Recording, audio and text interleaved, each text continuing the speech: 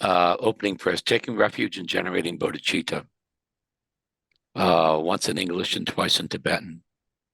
I go for refuge until I'm enlightened, to the Buddha, the Dharma, and the Supreme Assembly. By the merits I create through listening to the Dhamma, may I become a Buddha in order to benefit all sentient beings.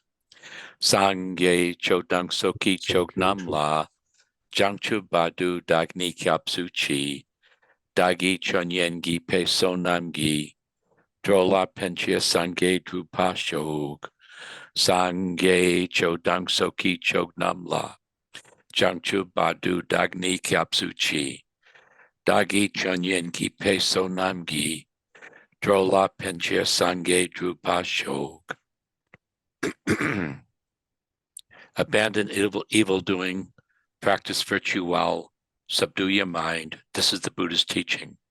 Like a star, an optical illusion, or a flame, a magical illusion, a dewdrop, or a bubble, like a dream, a flash of lightning, or a cloud, so should one consider all compounded things.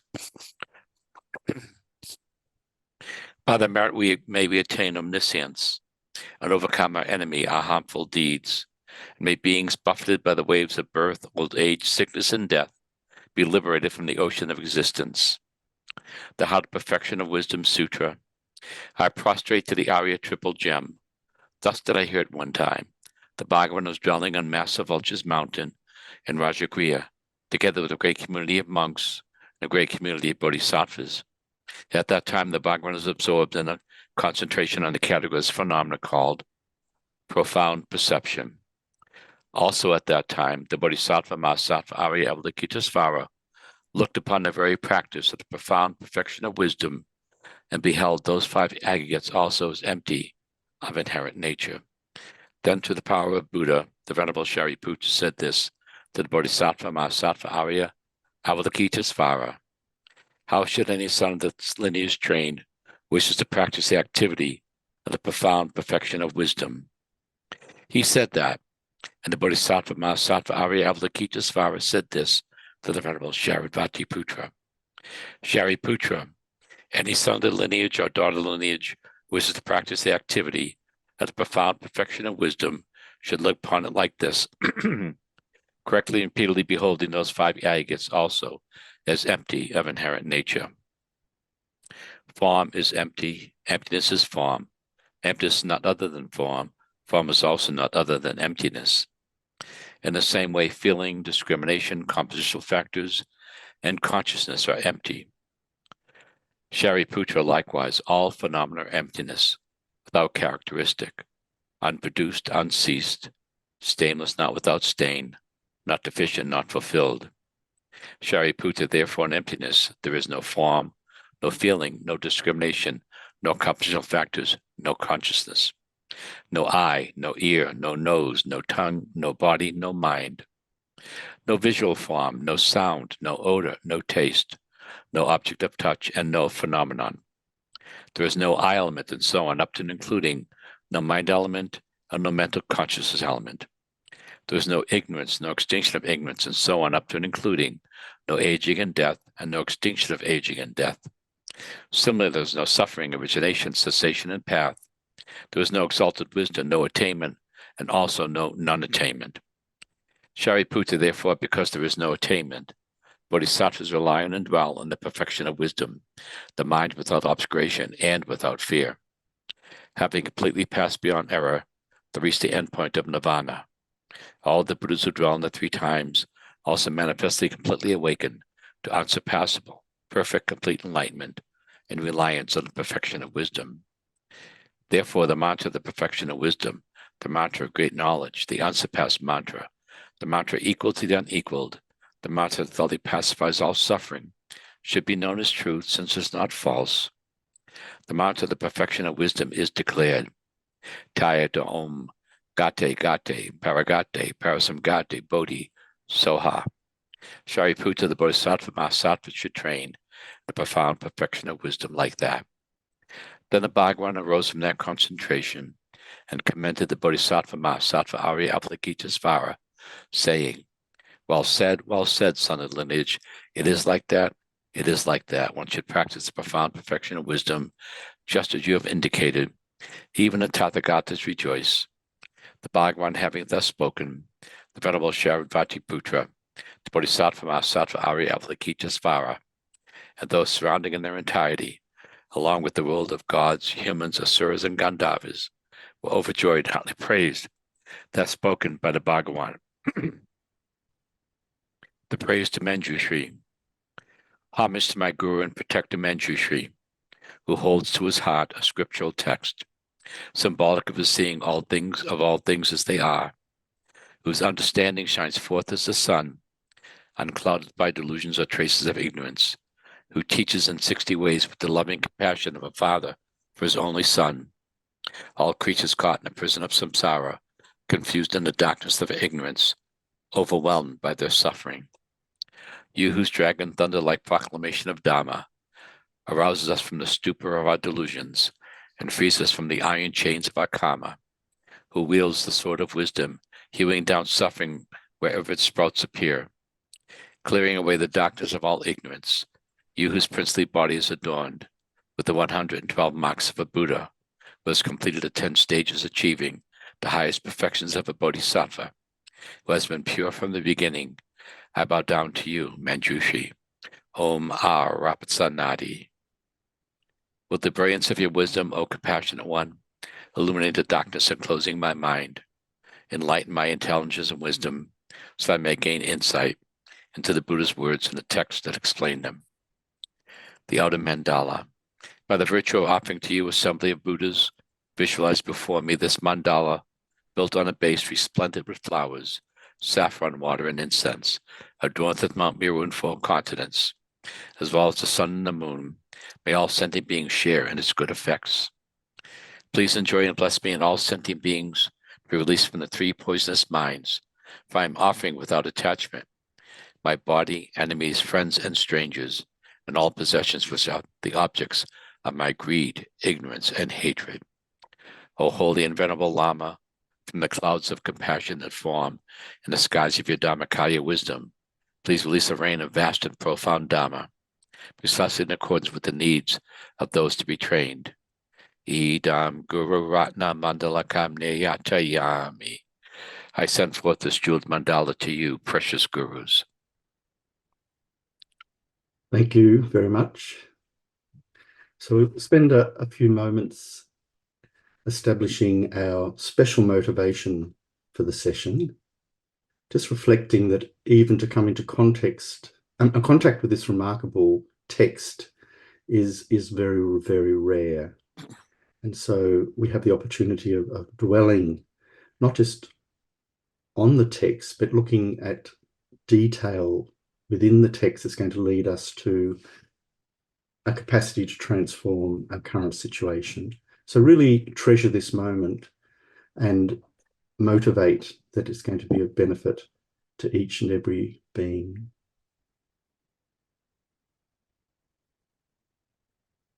And in this way, we support our bodhicitta motivation.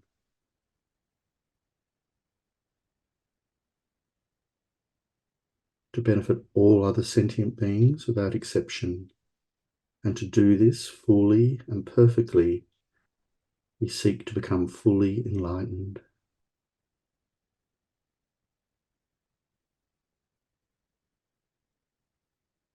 So with that, we'll jump into the text.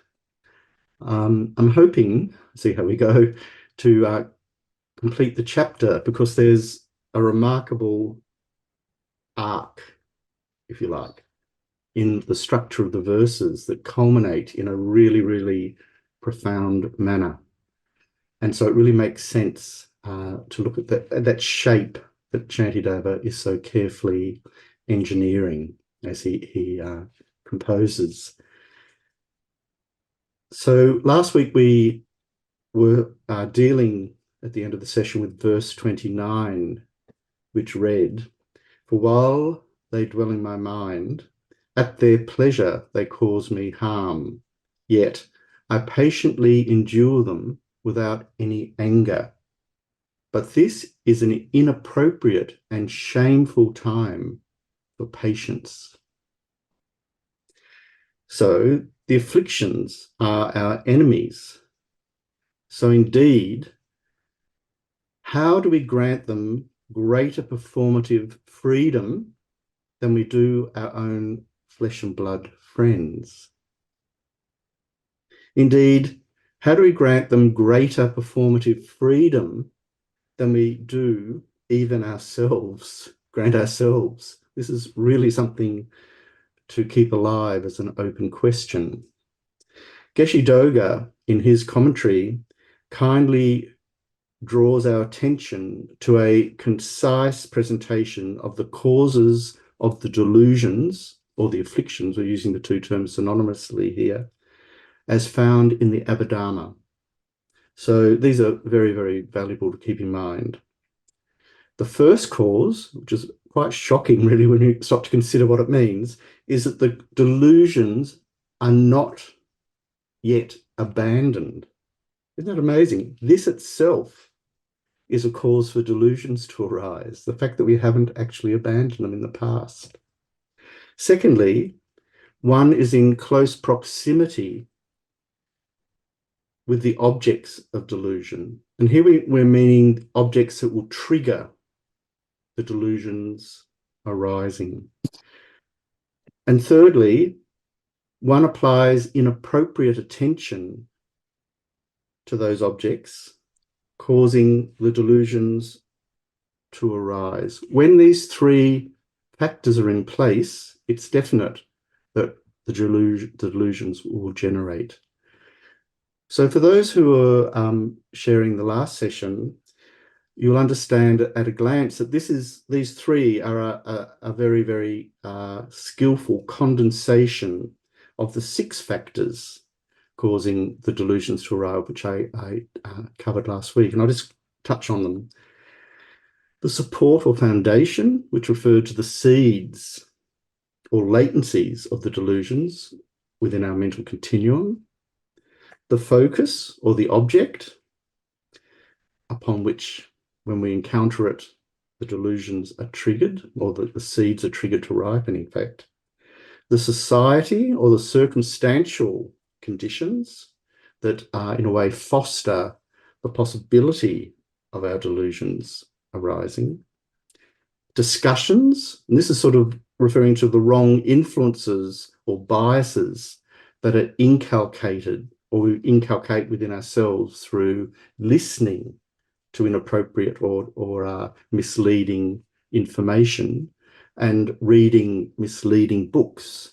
So I'm not suggesting book banning here, which I know is a very, very sensitive issue in some states in America, but that we do approach our relationship with literature, for example, in a skillful manner in order not to engender the delusions arising. And familiarity, this is a very, very important one to understand. Through repetition, we embed the capacity to generate a delusion of similar nature more easily. And the analogy is often given of scraping a nail backwards and forwards into a piece of wood. It's hard to deviate once that groove is deep. It's hard not to generate that mind of anger if we've continually been generating the mind of anger in the past. Unrealistic thinking. And this is a reference specifically to inappropriate attention, which was one of the 3 factors in the concise definition. And that's referring to the embellishment, the projection of embellished positive qualities onto a desire object until it's irresistible, absolutely irresistible, for example. So to best appreciate how this boundless proliferation of afflictions arises, Geshe Doga recommends that we become familiar with the presentation of the 6 root delusions: attachment, anger, ignorance, pride, deluded doubt, and wrong views. And likewise, we become familiar with the 20 associated or secondary delusions, such as belligerence, resentment, concealment, spite, and so forth. So I'm not going to attempt to detail those here now because it's an extensive topic, but we'll find a very comprehensive account in the low rig presentations, the mind and its function presentations, and also embedded into the Lam Rim, particularly in the second scope. But I just wanted to note in passing, because it's often a source of misunderstanding, that when we use the word secondary delusion here, we don't mean it's somehow a weaker or lesser form of delusion than the primary ones. It means that the focus of the delusion is more specifically targeted to a particular object. And that specific targeting is itself supported by the background agency of one of the primary delusions. So in that sense, it leans on the primary delusion, yet carries out its own very particular function. So, for example, resentment. Geshe Gelsen, in A Necklace for Those of Clear Awareness, says, "What is resentment?" Responds, "It is a refusal to let go of thoughts of harm following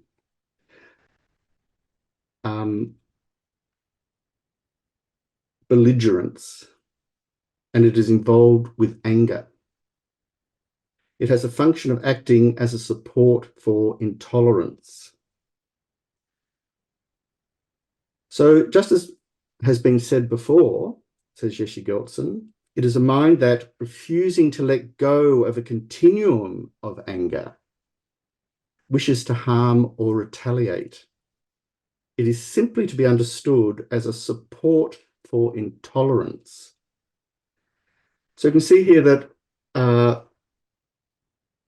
resentment's a kind of elongated manifestation of an anger that's now become almost a continuous attitudinal presence.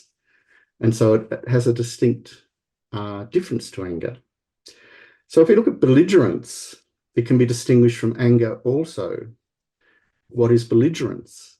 It is a malice that when the cause of harm, that occurs when the cause of harm abides nearby and is involved with anger. It has the function of support, as a support for taking up weapons, punishing, and so forth, and preparing to injure others. This is, again, if we stop to think about it, quite a remarkable thing to consider. So although we might have an impulse of anger, belligerence is going to be that state of mind that makes us leave the room and grab our gun in order to carry out an act of harm. So due to time restraints, I can only touch on these points, but the essential gist is that just learning to recognize a delusion as a fault will help prevent incorrect attention or inappropriate attention from overpowering one's perceptions when perceiving any objects. It's very, very crucial. It cuts the ability to embellish before it really gets underway. If we don't identify the delusions as faults, then there'll be no incentive whatsoever to uproot them.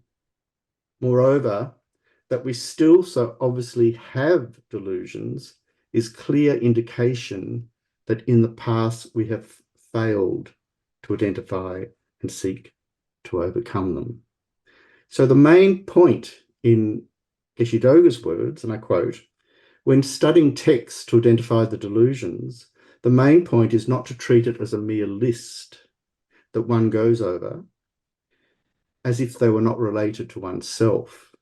Rather, we need to use these explanations as a way to identify the delusions within oneself. Having identified and clearly seen the faults of the delusions, one can then take the initiative to slowly abandon them." Geshe Doga continues, "As Dharma practitioners, we need to ensure that whatever we do becomes the means to subdue the mind and to overcome the delusions." There's a lot in that whatever we do, isn't there?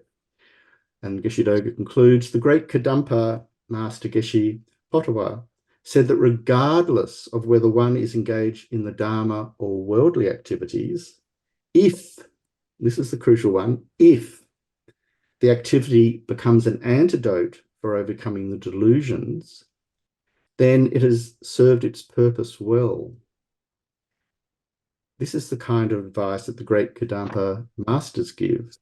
Not many words, but really to the point.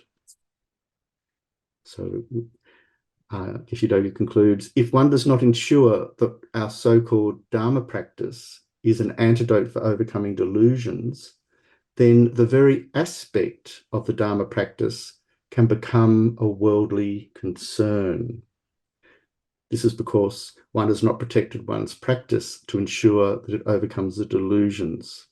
So I remember many, many years ago coming to contact with, before I'd actually met my teachers of this lifetime, with Chogyam Trungpa's book, Cutting Through Spiritual Materialism. I'm sure some of us have read that very, very important book. And that's exactly the topic of that book, that we can actually misuse the structure and techniques of Dharma to build up a grandiose, superinflated ego of a very, very difficult type to work with, because it's been conflated through a conceit of advanced spirituality.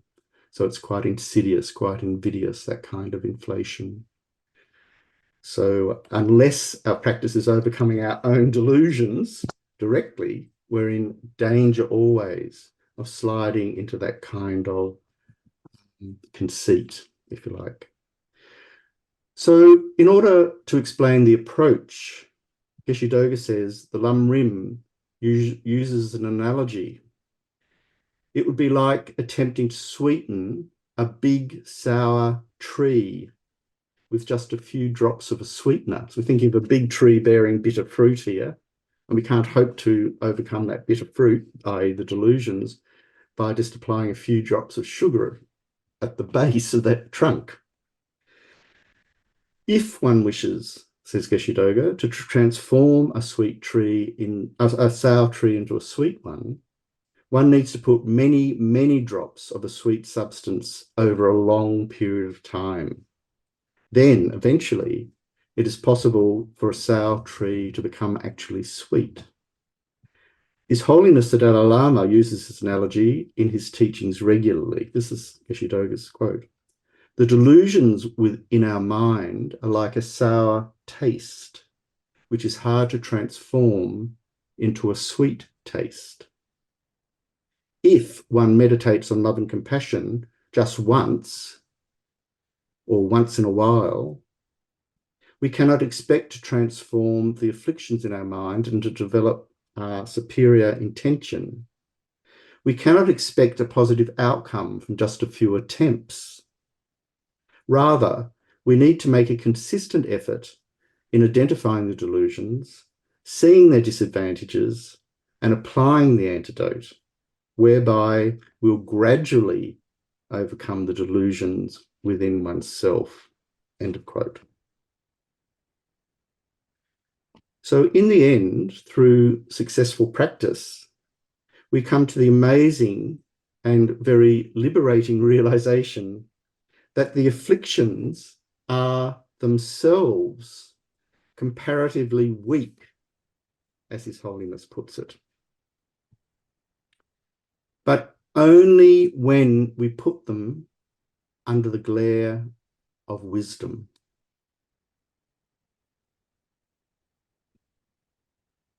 This means that with wisdom and insight, we will be positioned for the first time to really call the bluff on the delusions and determined to vanquish them as soon as they put their head over the parapet, as it were. But this is not our current situation.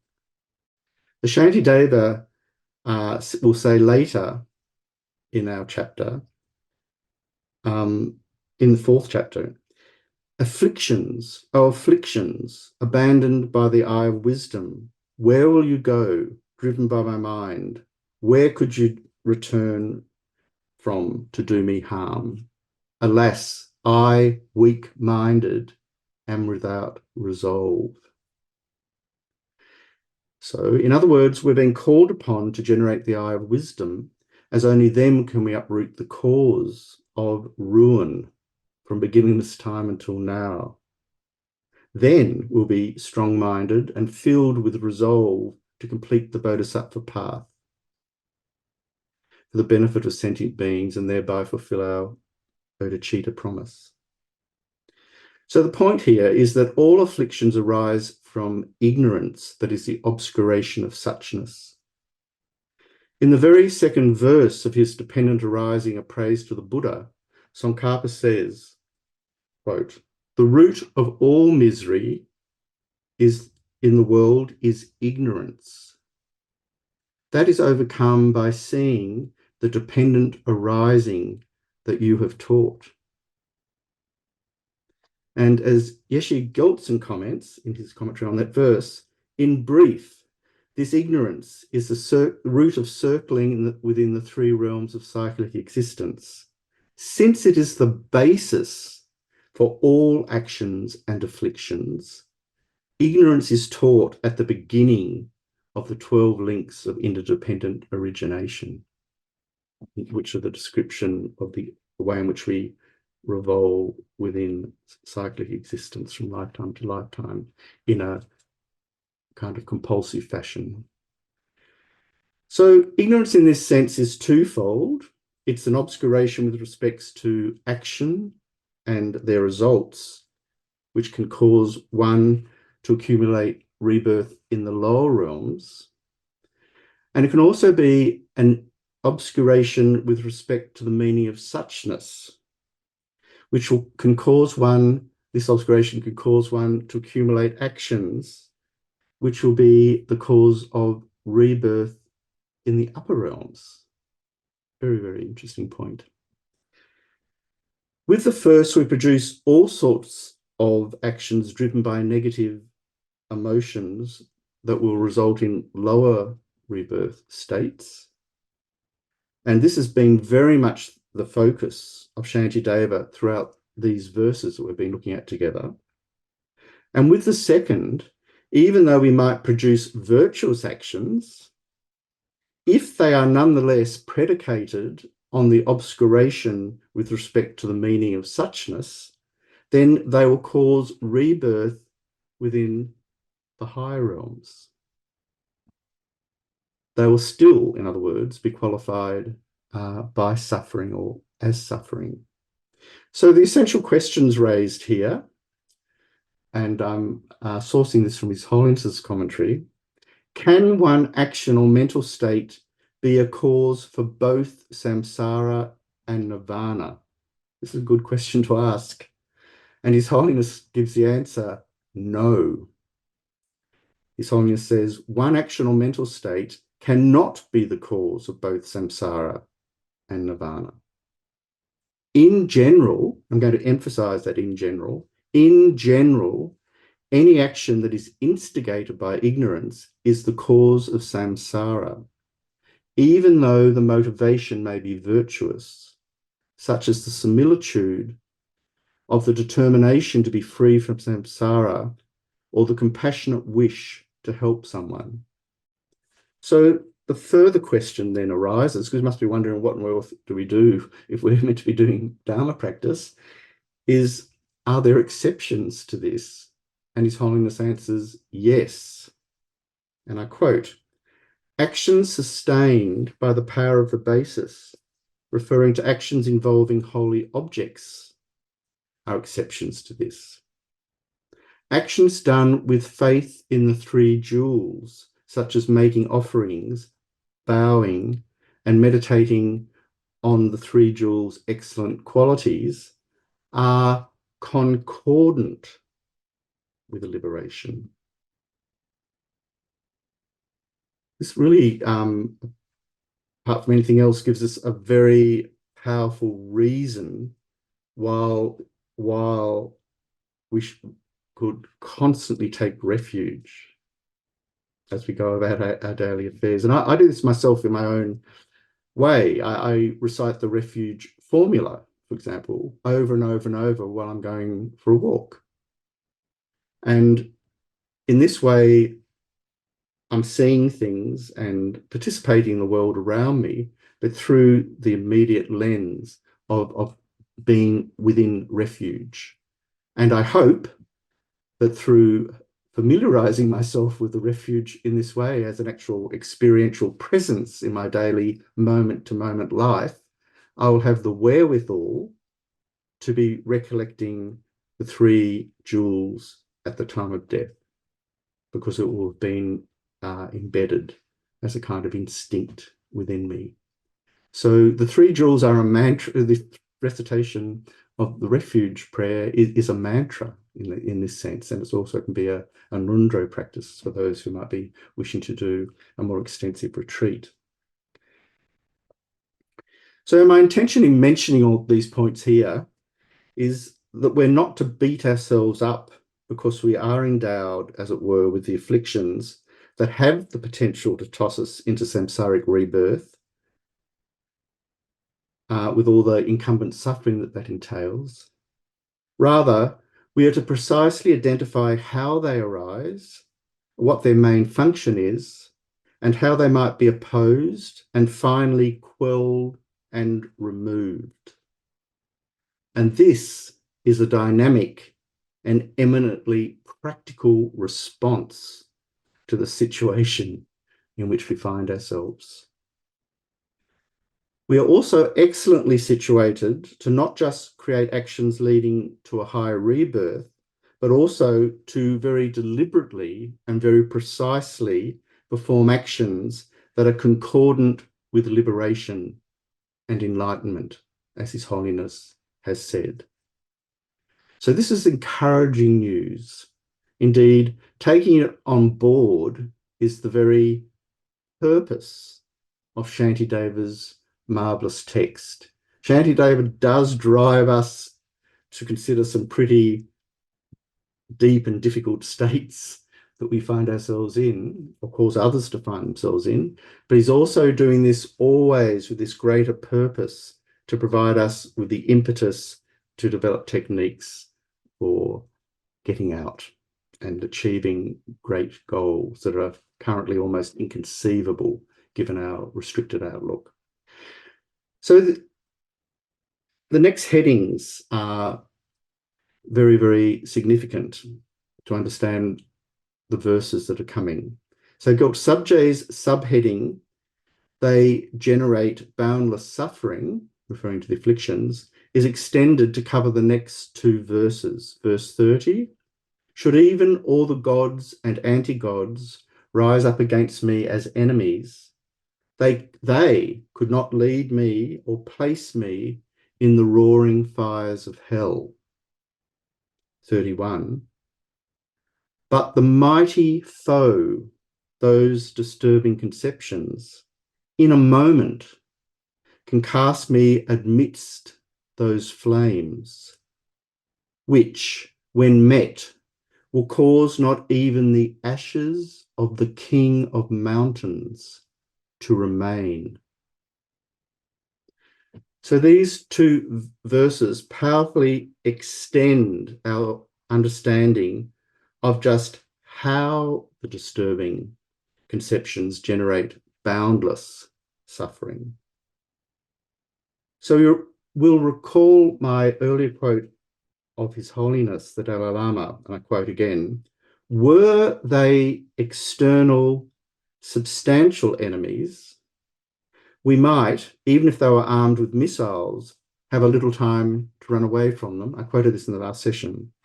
But there is no escape and nowhere to hide from these internal enemies.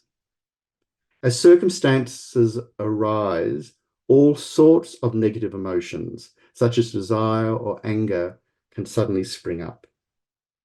So this clearly speaks to verse 30. No external power or force, divine or otherwise, even the mighty god Brahma, can plunge us into the roaring fires of the deepest hells, which have been used here to exemplify that kind of limit to which samsaric suffering can be extended. It's the epitome of advanced suffering, if you like, which is a potential. Yet our internal enemy, the afflictions, most certainly can throw us into that state. And they do so very regularly. This again relates to the fact that we are cycling in cyclic existence due to karma and afflictions. It is due to the karma and afflictions that we create, depends on ignorance, negative karma capable of throwing us into the lower realms. Regarding verse 31, Shantideva is keen to analogically evoke the unbelievably intense suffering that may be encountered there. Such is the power of these fires, says Shantideva, that not even the cosmic mountain at the center of the universe, the king of mountains, could endure such flames. Even the ashes left over from such conflagration are pulverized. Not even an atom can remain. Sabje's advice at the conclusion of his direct commentary of this verse seems almost an understatement given these circumstances, these dire circumstances. He says, therefore, one should strive to destroy the enemy of the afflictions. And again, the essential point is, as Sabje is saying, the powerful enemy of the afflictions dwells within my continuum. So in this sense, the enemy is ours. We internally harbour it, which means it is effectively part of us, at least until its presence is challenged by our practice of Dharma. Therefore, what is to be done should surely be obvious by now. As Geshe Doga indicates, even if one is able to list many afflictions and describe them in detail, if one doesn't recognize the afflictions within oneself, one will not be able to take any initiative to overcome them. The emphasis here is that one must look within one's own mental continuum to identify the delusions within oneself so that one can take this initiative. End of quote. So such a directed task, or newly directed task, perhaps, makes our indulgence of worldly pursuits look trivial, which in the light of the scenario painted above, they most definitely are. Geshe Doga therefore recommends that we're to take all this to heart. He says, to take on board what is being explained here. It is by engaging in personal reflection to identify the afflictions or delusions within oneself. Then one can slowly and gradually take the initiative to overcome them. Even the process of identifying them is a gradual process. The afflictions are not something that one is able to identify straight away.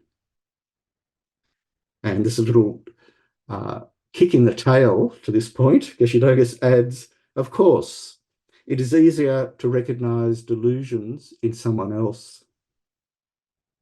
It is easier to identify the faults of someone else's anger, attachment, and so forth.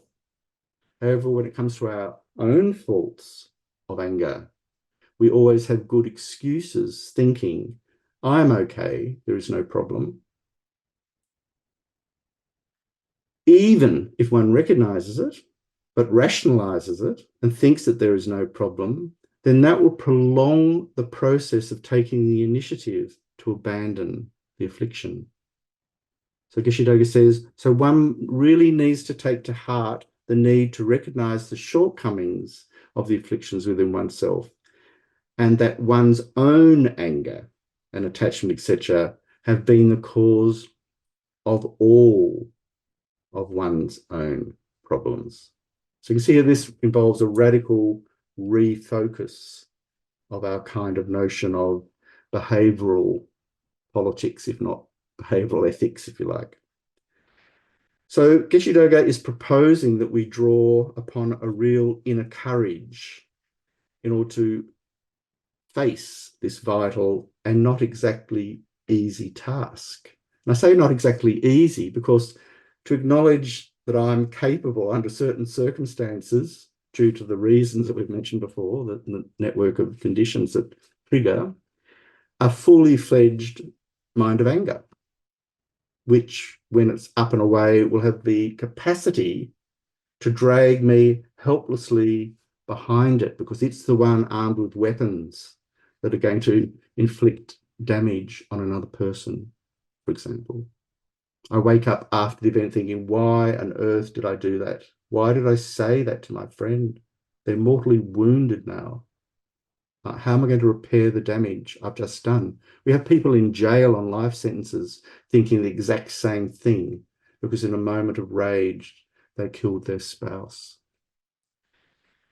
So 32, all other enemies are incapable of remaining for such a length of time, as can my disturbing conceptions.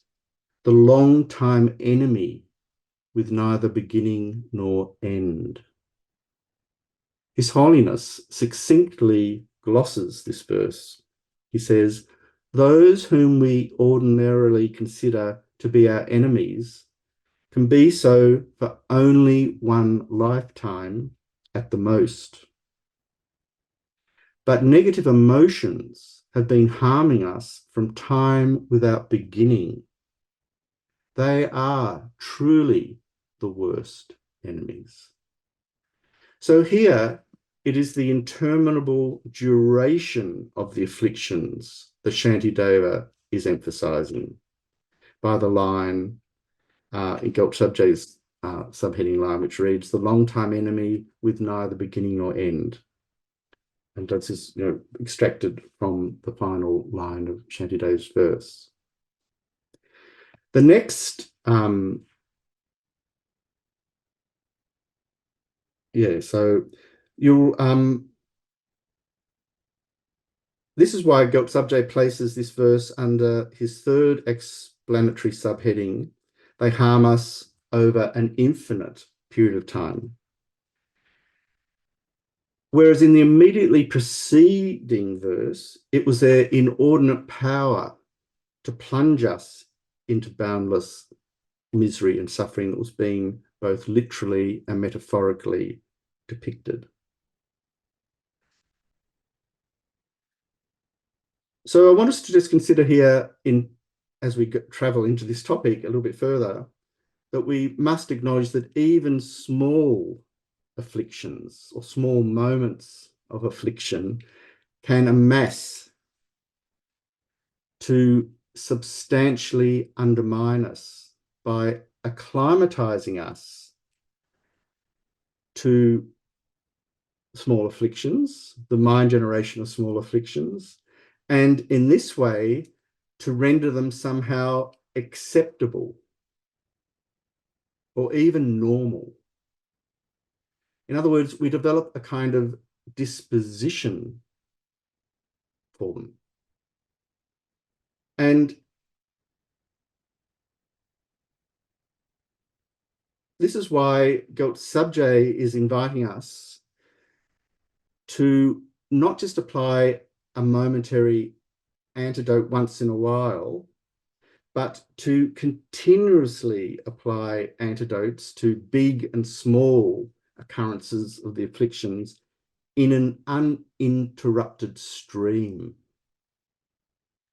Because how could we expect, even in our wildest fantasies, to overcome afflictions of such power and duration in the minuscule space of just one or two meditations, for example? We need to get real here. We can't even learn to play a musical instrument in one or two sessions. So if there was a quicker way to escape suffering, Shakyamuni Buddha would have surely taught this first, out of the depths of his universal compassion. So there is real and intensive work to be done no messing around, no dilly-dallying. That's the point we're making. Geshe-Doga says, even though we might not be able to apply great measures of practice right away, whatever practice we can apply with uninterrupted effort continuously will have its effect. Were we to have a burst of energy and get excited about a certain practice, that is something with which we need to be wary of, because it may not last long and it might actually cause discouragement afterwards. So this is very, very important personal advice that Geshe-Doga is giving us here. In my own words, we might say that this exhibition, display of such bursts of antidotal energy, if you like, are themselves intimations that we're going to be likely to jettison or dump a burgeoning practice the moment we feel that it doesn't massively deliver. In other words, if we apply an antidote and it doesn't seem to work, because we've got anger again tomorrow morning with the same person, even though we worked on the intensity in our meditation, we don't just become discouraged. We actually hand back to the anger there, because we've given up trying to work with it because we didn't seem to succeed. And this is why we need this uninterrupted stream of application, because it's the continuing engagement with overcoming the affliction that will result in it being weakened and dismantled.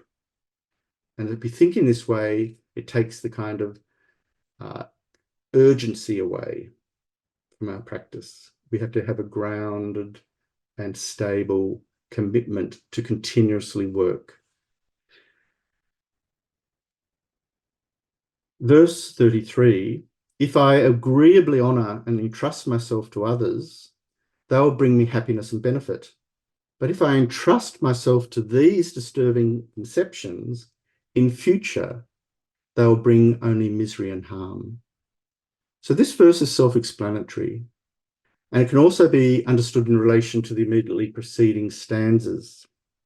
In short, it precisely captures the need for a substantial and sustained realignment of our priorities away from our chronic commitment to the disturbing conceptions, which have only ever offered us false hope and promises that are always Mephistopheles-like and according to a fatal Faustian bargain, selling us disastrously short. This is why we haven't tackled them, because some part of us is committed to the way they work and the kind of way in which they engineer their outcomes. We're endorsing them at some level. So I feel that the Padmankara translation group's translation of verse 33 is perhaps more accurate or more vividly capturing the meaning here. And that translation reads, all other foes that I appease and wait upon will show me favours, give me every aid. But should I serve my dark, defiled emotions, they will only harm me, draw me down to grief. His Holiness says, there are always ways in which one can gradually make friends with an enemy, but the more we try to make friends with negative emotions, the stronger they become and the more they are able to harm us. If we think about it, as long as they continue to inhabit our minds, staying with us like close friends, we will never be happy. As long as anger, pride, and jealousy are in our minds, we'll always have external enemies. If we get rid of one enemy today, tomorrow, another will appear. It is endless. While we may be able to temporarily free ourselves of enemies, With negative emotions entrenched in our minds, we shall never find lasting happiness. End of quote. So I just want to spend a moment here looking at this word entrenched, because it has many resonances. It pinpoints that we harbour the afflictions, even affectionately, so much so that they feel at home. But the word entrenched also has a kind of an invidious dimension. It indicates that the negative emotions have become parasitically lodged within us. Though not ultimate or intrinsic parts of our mind, they appear to internally dominate because we are so deeply in tune with them. From a Western psychological perspective, we might say that our notion of selfhood, our personality structure, is married to them. So these are things to really look at. So who am I? To what extent is my definition of who I am only capable of being grasped by me through the lens of my afflictions, for example? Why don't I believe in my capacity to become fully enlightened? Because I'm getting dragged back by the force of my internal afflictions. So this point, of course, again relates directly back to the notion of habituation as the fifth of the six factors causing the afflictions to apparently or seemingly arise effortlessly, spontaneously. Each time we get angry, we embed anger. So the word embeds back. Thus, with time and perverse effort, re-embedding, it even appears that we are naturally an angry person. That's what I mean, that earlier presentation about personality. I am an angry person. Perhaps we know people like this. Oh, here comes that angry person again. Stay away. Beware. So we, in this way, arrive logically at Gyaltsabje's next general heading, how it is unsuitable to meditate on patience for the afflictions. This has two subheadings, contemplating how they harm the mind, and secondly, how they harm my body. So under the first, we find verse 34.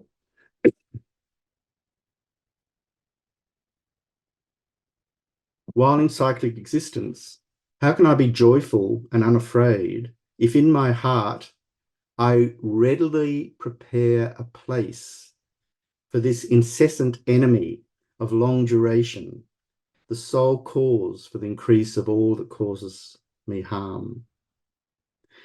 So this reiterates the points just made, but now recast as a rhetorical question.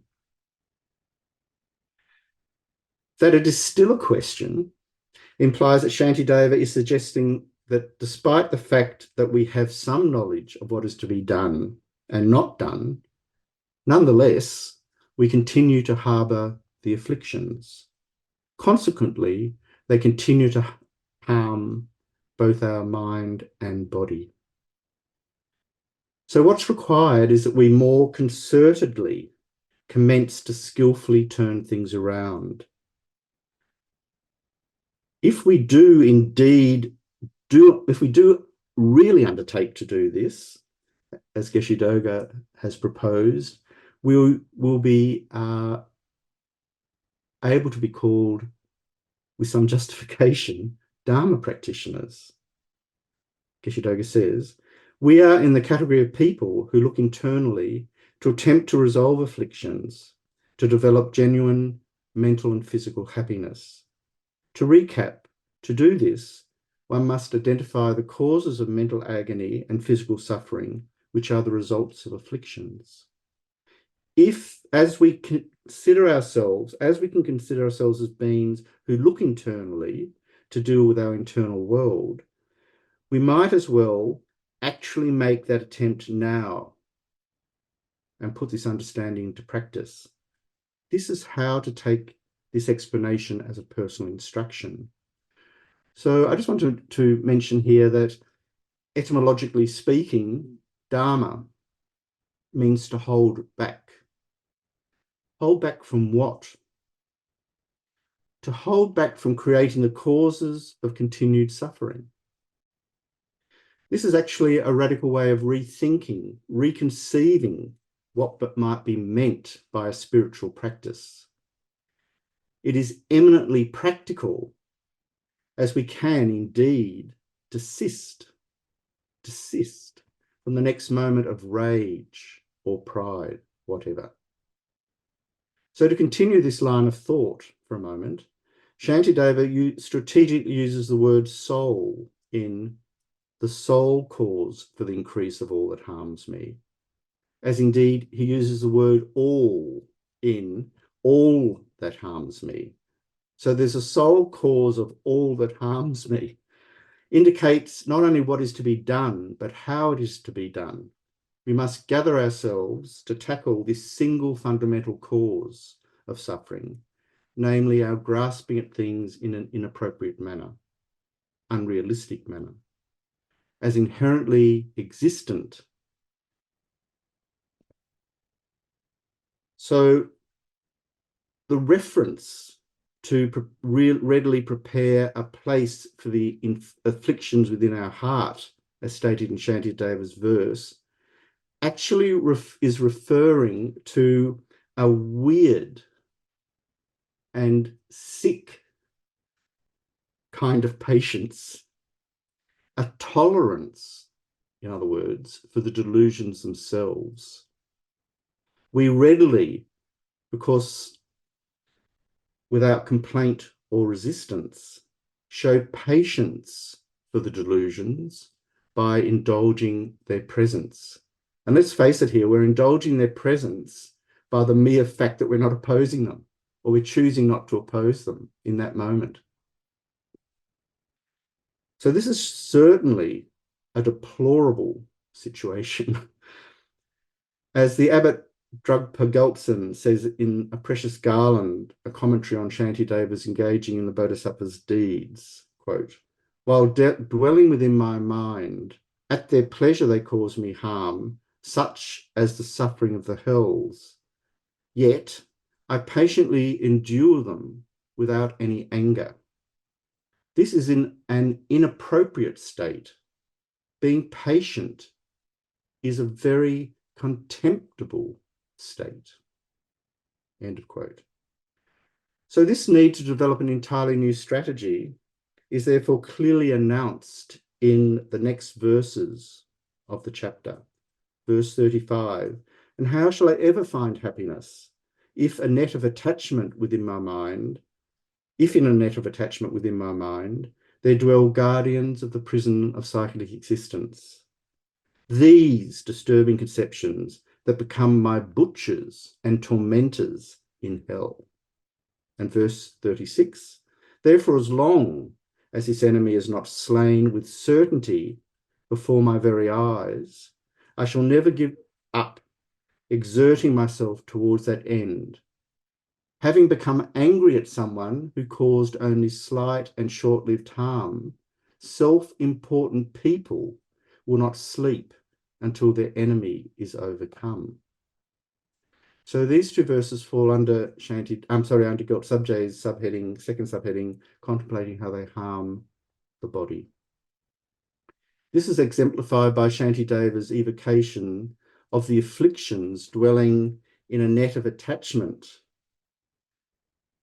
and thus enjoying residency within us, so that they're free to perform as guardians of the prison of cyclic existence, which comes complete with sets of true sufferings so vividly described as the First Noble Truth. Our body, indeed, our aggregates, the course thrown by karma and delusion, is conditioned by these three sufferings. In particular, due to being pervaded by all-pervasive compounded suffering, it leans towards suffering by natural inclination. As Kabje Zopa Rinpoche says, quote, The aggregates are under control of karma and delusion. So this is why they are pervaded by suffering. If you are free from karma and delusions, you don't experience pain. If your aggregates are free from karma and delusions, there is no pain. Then you don't experience sickness, old age. Then samsaric pleasures are in the nature of suffering. Then don't experience from where suffering arises. This is an unedited transcript. But you get the gist here. They are not only our aggregates, not only examples of true suffering, but they function to compound future suffering. This is why in the Lam Rim literature we have the image of the poor bleeding man suffering under the thorn-like weight of the heavy bundle, which is composed of his afflicted aggregates, which he's carrying on his back here. We're all bearing that afflicted burden. Thus, because they keep us so thoroughly, so pervasively trapped in samsara, the afflictions themselves can accurately be described, as Shantideva is doing, as tormentors and butchers, because they're commanding victorious dominion over our bodies, as illustrated by a hell rebirth. This is why Kabje Zopa Rinpoche describes living in all-pervasive compounding suffering as a state of not being free, because it is like living in the center of fire. There is not 1 second of pure happiness. There is not even 1 second not suffering. There is not even 1 second for us. His Holiness likewise, quote, therefore, we must be able to perceive that compositional suffering, is equivalent of all pervasive compounded suffering here, which is in the nature of suffering of being composed of the appropriated aggregates, is the root of all faults. Our aggregates, the appropriated aggregates, have arisen through the power of karma and affliction and still act as a support for suffering, in that they assist in the generation of afflictions. This is what's meant by compounding. His Holiness adds that if we fail to have such an understanding, we will not perceive the faults of psychic existence, and hence have no reason to seek out how to escape it. So this understanding is what generates the resolve to definitely emerge from cyclic existence. And unless we have generated this resolve, renunciation, we're going to be incapable of generating genuine, uncontrived bodhicitta. So you'll recall that these subheadings all came under the general heading, how it is unsuitable to meditate on patience for the afflictions. So we're now able to appreciate that systematically and skillfully opposing the afflictions is what constitutes real patience, real perseverance, real practice. Shantideva's calculated employment of military metaphors in these verses is utterly deliberate, utterly precise, because this is the one battle to be definitively and definitely fought. As Shantideva says, self-important people will not sleep until their enemy is overcome. So if this is the case of self-important people, surely it should be the case of us as practitioners seeking to overcome the real enemy embedded within us. When Shantideva refers to the net of attachment in verse 35, he is actually depicting how we have allowed ourselves to become ensnared like a trapped fish in delusions which wrap us all around. You know, we have these shark nets in Australia they put on the popular surf beaches and they trap many, many marine animals and fish. And in their bid to escape, they get bundled up in the nets and suffocate and perish. So this is an image that Shantideva is playing with here. In Gyaltsabje's words, if these afflictions abide within the net of the mistaken conception, within the net of attachment within my mind, then how can one have a chance of happiness? There is no chance for mental or physical happiness. End of quote. Thus, we must begin to unpick this net of mistaken conceptions, Mara's web, strand by strand. This is how at our current level of practice, effective warfare, we might even call it guerrilla warfare, is to be skillfully performed. Therefore, I think words of encouragement are due. Geshe-Doga says, we are in the category of people who look internally to attempt to resolve afflictions to develop genuine mental and physical happiness. To recap, to do this, one must identify the causes of mental agony and physical suffering, which are the results of afflictions. As we can consider ourselves as beings who look internally to deal with our internal world, we might as well actually make that attempt now and put this understanding into practice. So Geshe-Doga went as far as to say that he was full of admiration that we had committed ourselves to undertaking this task. Why? Because as students of Mahayana, the great vehicle, we no longer identify as self-important people, as Shantideva frames it, but as compassionate people who wish to serve others even before ourselves. Thus, the perspective viewed through the lens of bodhicitta is vastly different to that of the world with its obsessive preoccupation with securing happiness through the fugitive medium of the senses, visual happiness, oral happiness, olfactory happiness, oral happiness, tangible touch happiness, etc. Such sensory pleasures, no matter how great, how heightened, are precariously fleeting. Even as they temporarily manifest, they are fading. I'm going to throw something in here for good measure.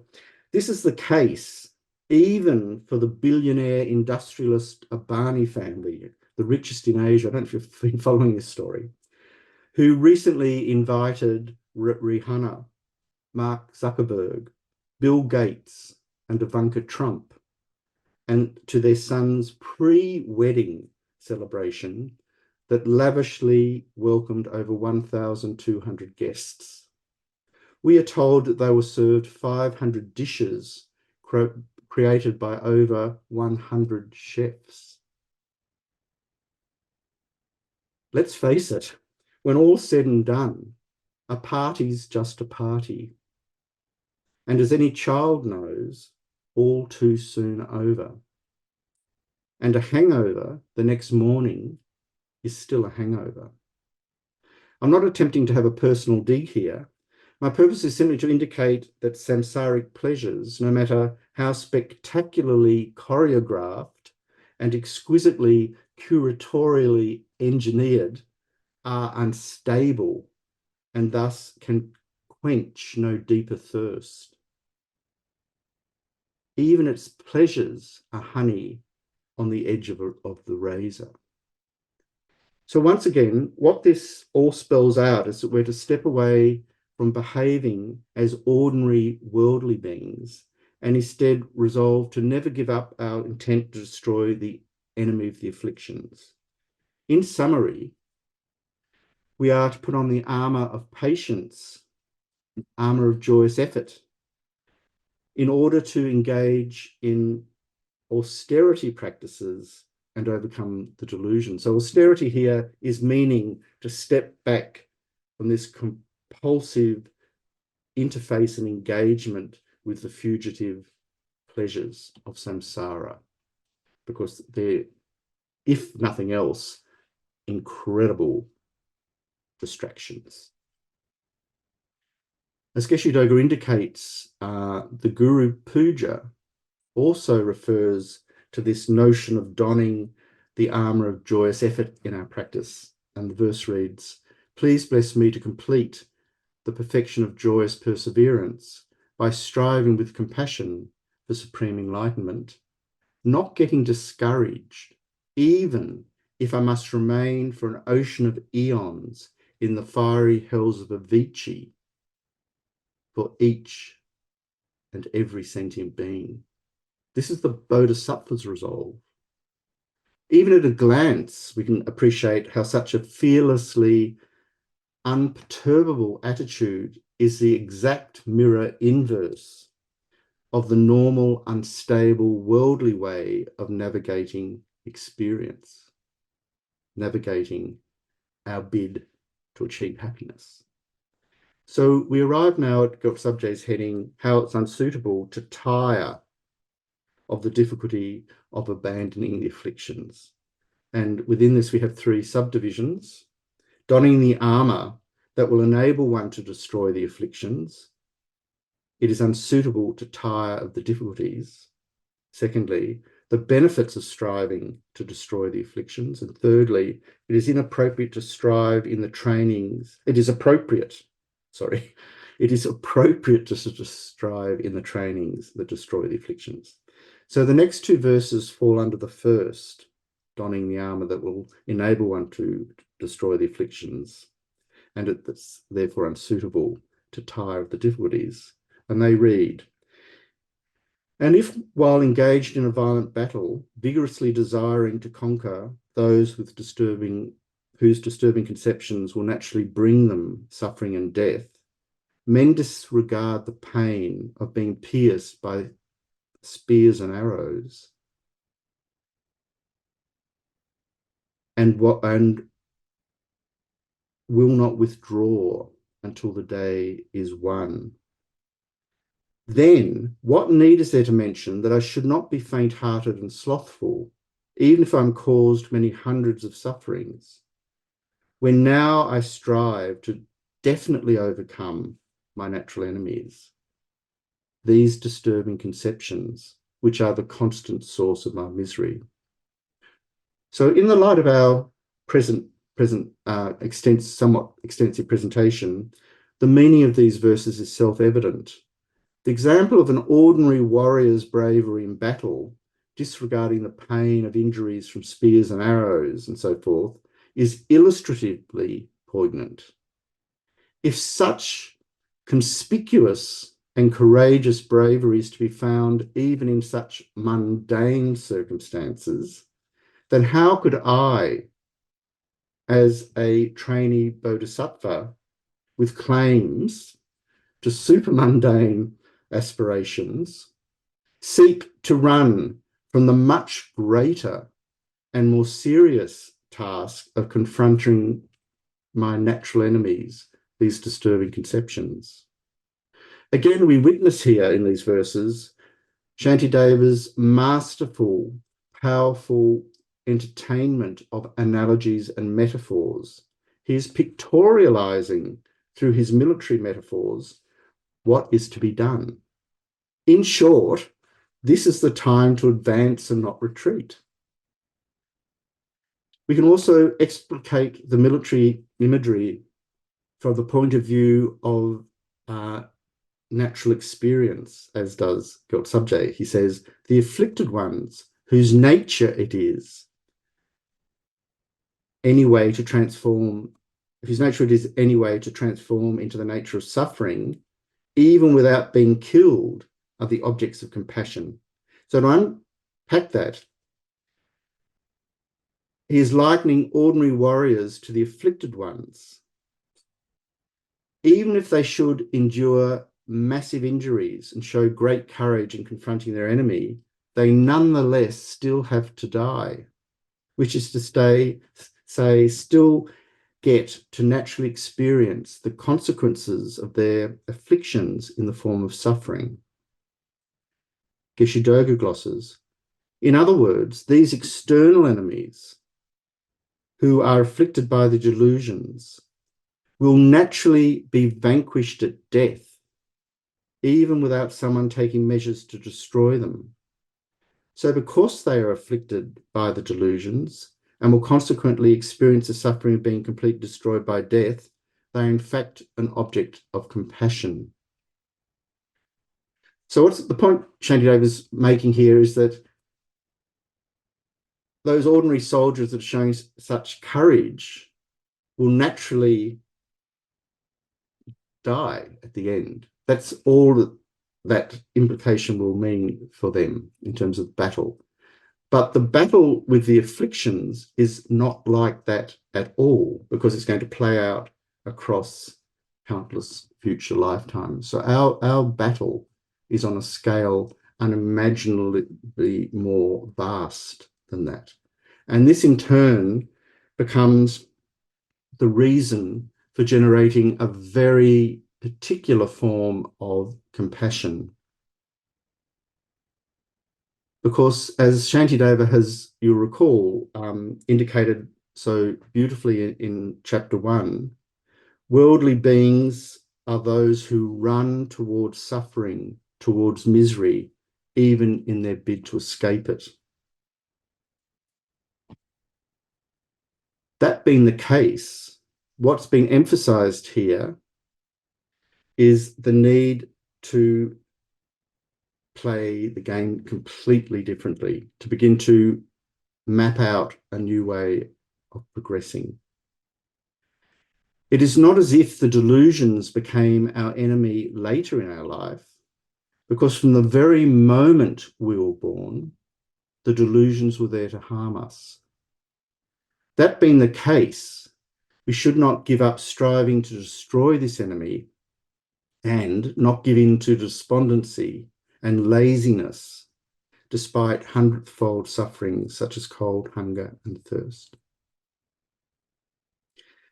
So the next subheading is the benefits of striving to destroy the afflictions, and under that we find 3 subheadings: being the cause for one's welfare, austerities are suitable to bear; secondly, being the cause for others' welfare, austerities are suitable to bear; and thirdly, why one needs to complete the earlier given promise. And under being the cause for one's own welfare, austerities are suitable to bear, we have verse 39. If even scars inflicted by meaningless enemies are worn upon the body like ornaments, then why is suffering a cause for harm to me, who impeccably strives to fulfill the great purpose? So, building on the intent of the previous 2 verses with their shared military metaphors, Geshe-Jumpa Gyatso draws out further aspects here in the contrast between ordinary warriors and Bodhisattva warriors. He says, to allow a small injury inflicted for a small purpose to become the cause of pride is not good. In other words, to brag about the injuries we have obtained from fighting others, showing our scars as if they were ornaments, is not right. To fight with others is not right, since we do this out of anger and hatred, which will throw us into the hells. Instead of doing this, we should fight the enemies that are the afflictions while striving towards enlightenment. We should, even though we may experience problems and difficulties while doing this, we should bear them and continue to fight the real enemy. Whatever hardships we experience in order to obtain enlightenment does not matter. In fact, we need the courage that is willing to abide even in hell for an eon to benefit a single sentient being, end of quote. So the alert listener will recognize here a direct allusion to the verse from Lama Chopa just quoted. I just quote the lines again. Not getting discouraged, even if I must remain for ocean of eons in the fiery hells of Avicii for every sentient being. So Subjay's commentary on this verse reads, worldly beings sustain scars for no purpose at all and wear them like ornaments, saying, I got this scar at such a battle at such a time. It's like trophy ornaments, isn't it? Why would one then be harmed by the sufferings while enduring stridently in the austerities? They are to achieve the great purpose of complete enlightenment. Since they are only at benefit, one should rely upon them. End of quote. So there's a certain pathos here. While worldly beings wear their scars as trophy ornaments, testifying to their inordinate courage, the hardships that they have borne to acquire them are actually in vain. In stark contrasts, bodhisattvas, when they voluntarily undergoing suffering and hardships, are able to wear their scars with great dignity and great respect because they're testament to their great overriding purpose to achieve full enlightenment for the benefit of all our suffering mothers. If we're to undergo hardships, Shantideva is begging us to realise, then surely there is indeed a purpose, even an immense purpose in doing so. This gives us a radically different way of approaching hardships because our purpose is now to achieve enlightenment while undergoing hardships in the way. And because of that great purpose, the hardships do not obstruct us, do not prevent us from our goal, block us from our goal. So Subjay's next subheading indicates that we're to widen and deepen our focus, being the cause for others' welfare. Austerities are suitable to bear. Not only are austerities and hardships suitable to bear as a bodhisattva for one's own sake, but they are also suitable to bear from the perspective of others. This is a crucial, I'm calling it a dialectical move. It's a crucial dialectical move as it steps away from the domain of our own estimation of our personal condition, needs, and worth. I'm sure those of us with dependents are well aware of the power of this logic. I've got quite a long section here from the New York Times. It was a story about worker exploitation in the sugar plantations and in the Indian sugarcane industry.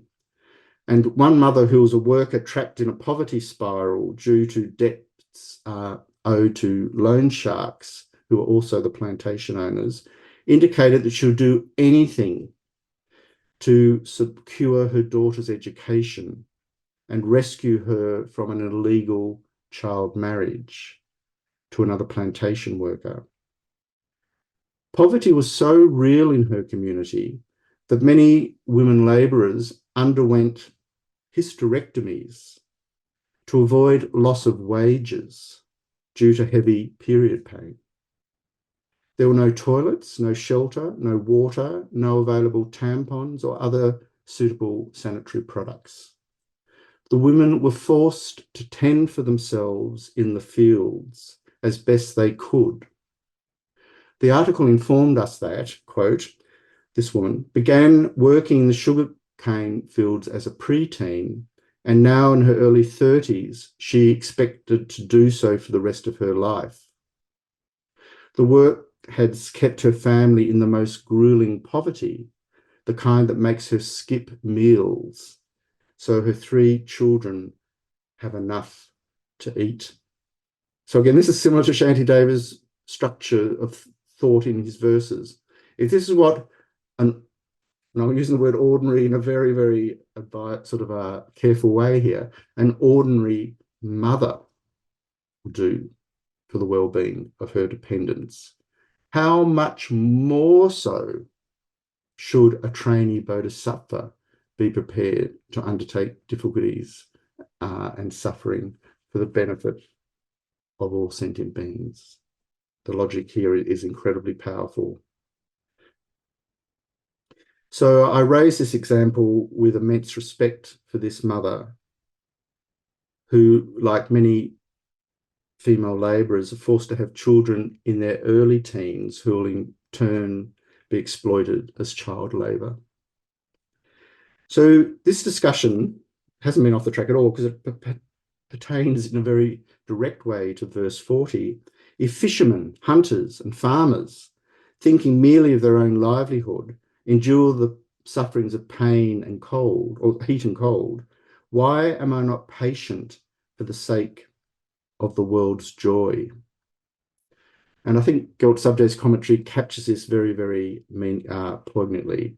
He says, fishers, butchers, farmers, and the like kill fish, do lowly work, work on the fields and so forth, and are bearing difficulties like cold and heat and such, all this solely with the thought of their livelihood.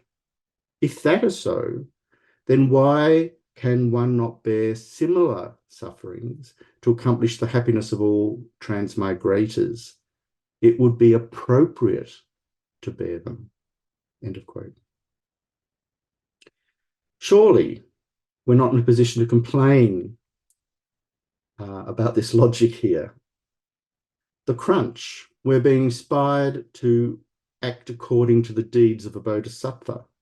This is Shantideva's purpose. Moreover, as Geshe-Doga indicates, the bodhisattva's view is qualified with a precious form of far-sightedness. It is not restricted by the way the worldly being frames their ambitions and experiences. They also are prepared to practice over a great period of time. Bodhisattvas are the topic here. Bodhisattvas are also prepared to practice over a great expanse of time, even eons, to achieve their bodhisattva goals. Geshe-Doga says, if we aspire to become like Shakyamuni Buddha, how can we expect to succeed if we easily become distraught and willing to give up our practices when faced with the slightest difficulty or hardship? We may not be able to practice on the bodhisattva's level right now. However, we can definitely generate the aspiration to practice like a bodhisattva. But merely admiring the bodhisattva's deeds leaves very positive imprints on our mind, which helps us to develop the capacity to practice just like a bodhisattva in the future. So these are very significant points to keep in mind. The next subject heading relates to the next verse and a half. And the heading is why one needs to complete the earlier given promise. And the text reads, 41, when I promise to liberate all those beings, dwelling in the 10 directions as far as the ends of space, from their disturbing conceptions, I myself was not yet freed from mine. Thus, unaware of even my own capacity, was it not somewhat crazy to have spoken like that? So these lines address what might be a pressing personal quandary or question. In adopting the Bodhisattva vows, even at an aspirational level, what have I actually done? Did I even know what I was doing? Have I waded in entirely too far? Am I even crazy, loopy, for having made such an outlandish, grandiose promise? Implicit here is the recognition that we are ourselves still associated with disturbing conceptions. Therefore, isn't our judgment somehow necessarily limited? But this train of logic, one leading to doubt and the dismantling of our initial heroic resolve, our bodhicitta resolve, Shantideva is now proposing must itself be overhauled, especially as it has itself the capacity to injure the trajectory of our earlier promise made on behalf of rescuing all mother sentient beings. Gyaltsabje concisely says, if one is bound by cyclic existence, one cannot complete the welfare of others, and therefore one should strive to abandon the afflictions in one's continuum, end of quote. In other words, rather than have these doubts that we've just announced about who am I to think I could do this incredible practice when I'm such a limited, delusional sentient being, we need to instead use that energy that's being thrown into that perplexing anxiety state back onto working on the afflictions directly. We must withdraw those extrapolated anxieties and fantasies and bring back to what is currently actually within our own grasp, the ability to work with the afflictions within one's own continuum. We can do this, only we can do this, and we must do this now. Unless we do this, we cannot hope for anything to fall into place. And by doing this project of working with the afflictions within, all of our other fundamental doubts will be resolved in time. It will be a cure, in other words. Why? Because they are themselves utterly symptomatic of a blinkered, limited self that has persevered within the framework of samsara within beginner's time. We have to jettison that. In summary, to not resolve to immediately work on removing one's own afflictions, and yet somehow, I'll leave that, I think. To fulfill one's own Bodhisattva promise requires, as an essential part of its core mission, this abandonment of one's core afflictions. And as Gyaltsabje indicates, without doing this, one cannot achieve liberation, let alone enlightenment. So we have an analogy here in the Lamrim. We find it in Pabonka's Liberation in the Palm of Your Hand.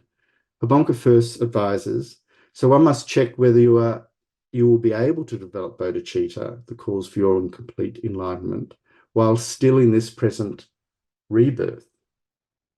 Once you develop this one thing, it will bring benefit to both yourself and others. Then Pabonka illustrates, once there was a famine, and a man and his family were on the brink of starvation. One day this man found a piece of meat. If I were to divide this meat up, he thought, and my whole family were to eat it, there would not be enough to go around. They would still be hungry, and I know it would only be a temporary measure. Therefore, I'm going to eat all of it myself. Then I will have the strength to go and look for more food and provide for them all. So the father ate the meat, went in search of food, and saved everyone. So Pabonka then adds, thus, when you practice the secret tantras or just recite a rosary of Om Mani Padme Hum, or when, for example, you attend a debating practice or an offering ceremony as an ordinary monk, do so in conjunction with this mind.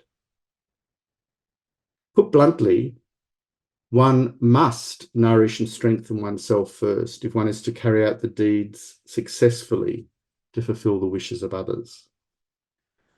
Pabonka says, we call this present time a degenerate period, but we have never had a better opportunity than now. The body that Milarepa or Insapa had was no better than the form we have. We are like a crippled child riding the wild ass. now is the time to work hard. So there's another story here, buried here, which is the story of the child. Once a crippled child slipped and rolled down a hill, landing by fantastic coincidence on the back of a kiang, the Tibetan wild ass. The kiang ran away, but the child hung on grimly. Everyone yelled to him to let go, but the child shouted back, "A cripple like me will only get to ride a kiang once. Now is the time to enjoy it."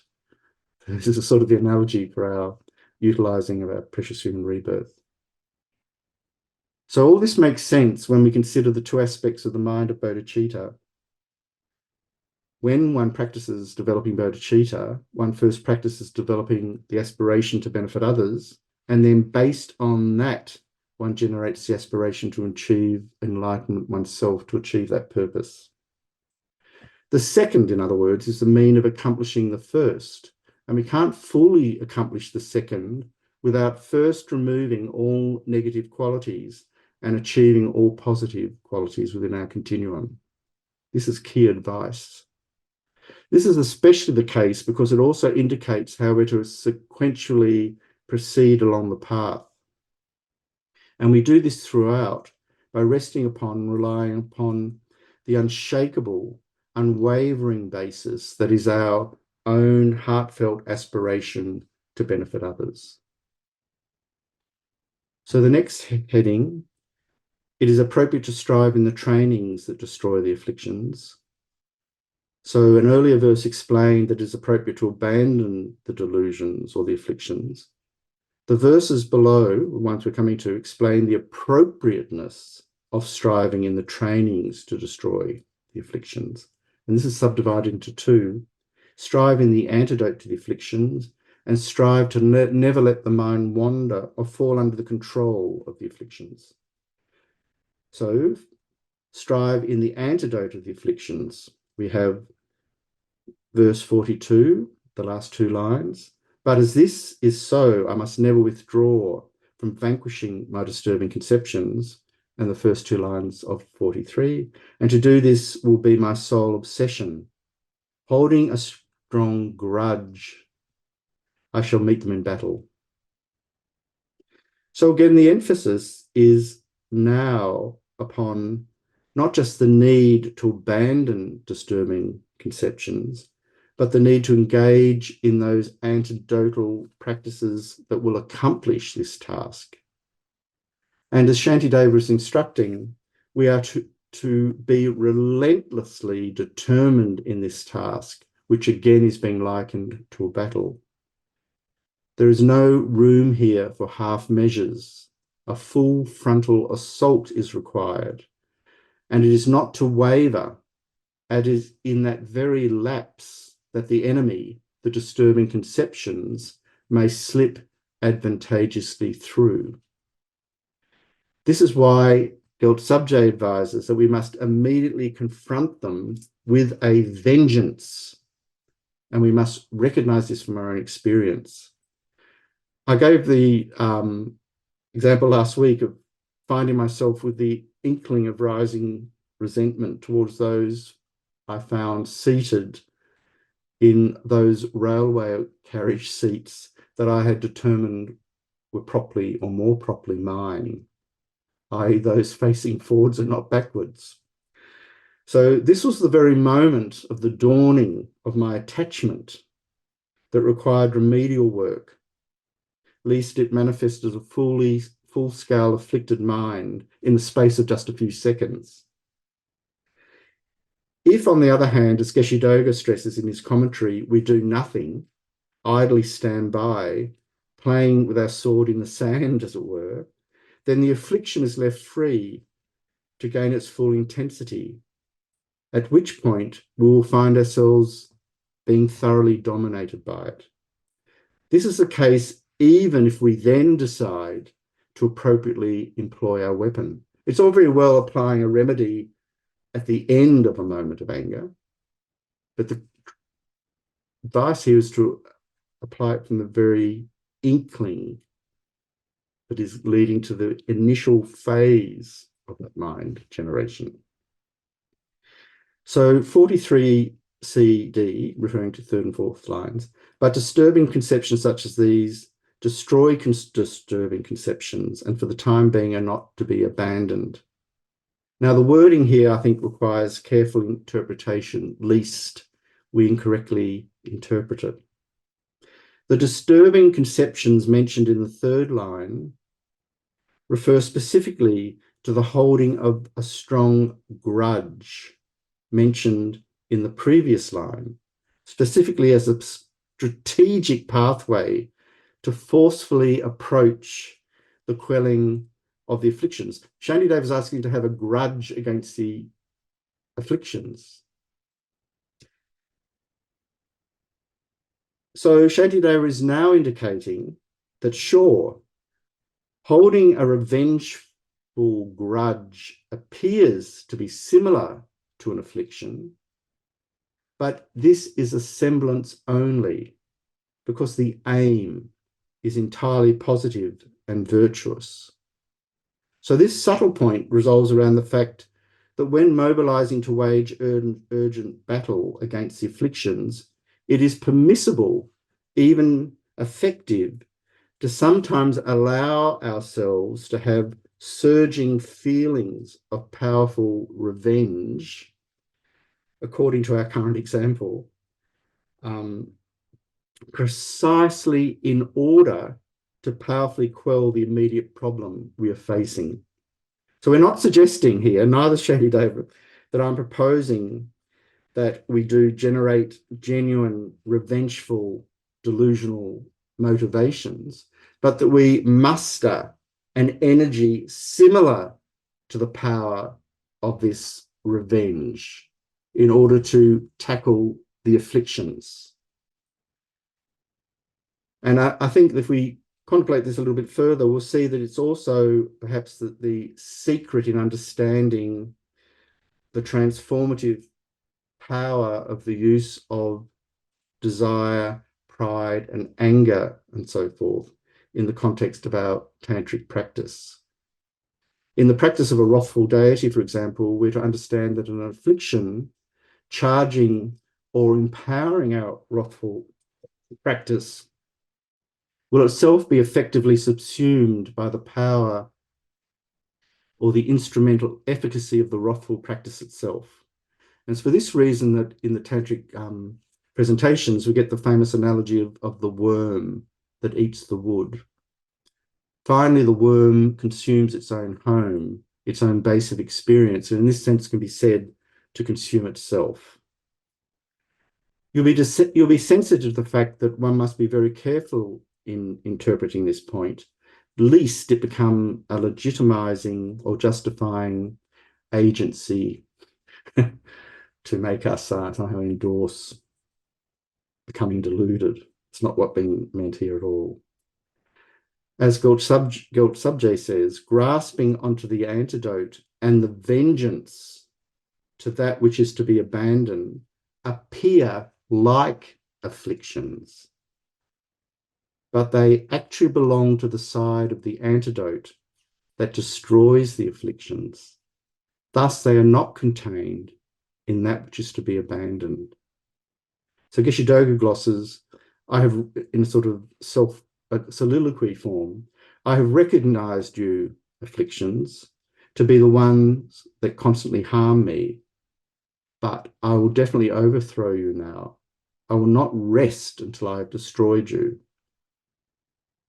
So when one targets the mind at overcoming the afflictions in this way, that is the type of vengeance needed.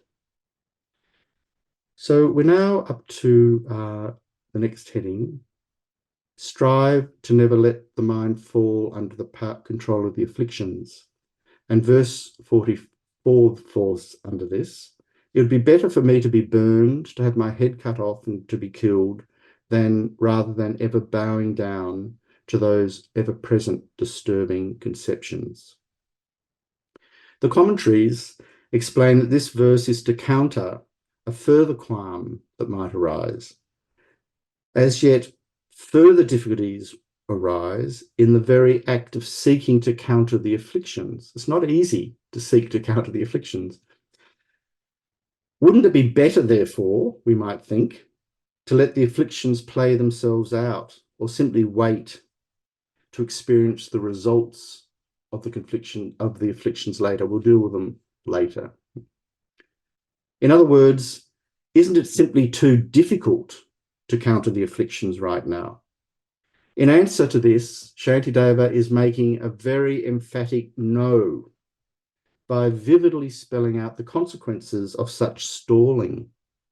It would be better for me to be burned, to have my head cut off and to be killed, rather than ever bowing down to these ever-present disturbing conceptions.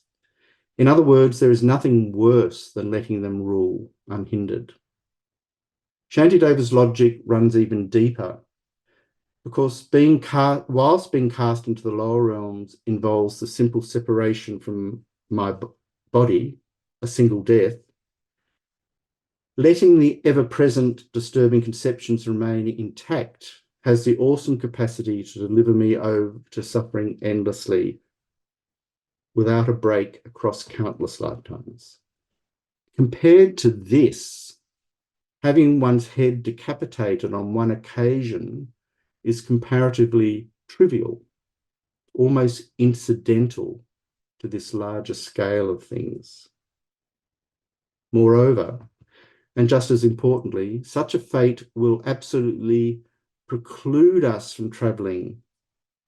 Such a fate, if we don't encounter the delusions, will absolutely preclude us from traveling the path to full enlightenment, thereby cheating and robbing both ourselves and others of the boons that would otherwise have arisen from fulfillment of our Bodhisattva promise. So having positioned us so carefully, Shantideva is now prepared to finally loosen the screws. In other words, we're now going to be invited to experience not fear, but joy. In fact, Shantideva is going to be saying that we're now entitled to experience joy and not fear. Sheer joy, not just joy, ordinary joy, because there is no greater happiness than that derived from conquering the afflictions. And this is clearly indicated by Gyaltsabje's first main heading, meditating on joy, knowing that if one makes an effort, it is possible to abandon the afflictions, and has 3 subheadings, which cover the remaining verses in the chapter. Firstly, once the afflictions are expelled from one's continuum, they have no other basis upon which to abide. Secondly, if one makes an effort, they can be abandoned because they arise from a mistaken cause. And thirdly, if they are abandoned from the root, there is no other basis on which they can abide, so it is suitable to abandon them. So under the first subheading, once the afflictions are expelled from one's continuum, they have no other basis in which to abide. We find verse 45. Common enemies, when expelled from one country, simply retire and settle down in another, though when their strength is recovered, they then return. But the way of this enemy, my disturbing conceptions, is not similar in this respect. So this verse is self-explanatory, but upon deeper reflection, we find it very profound.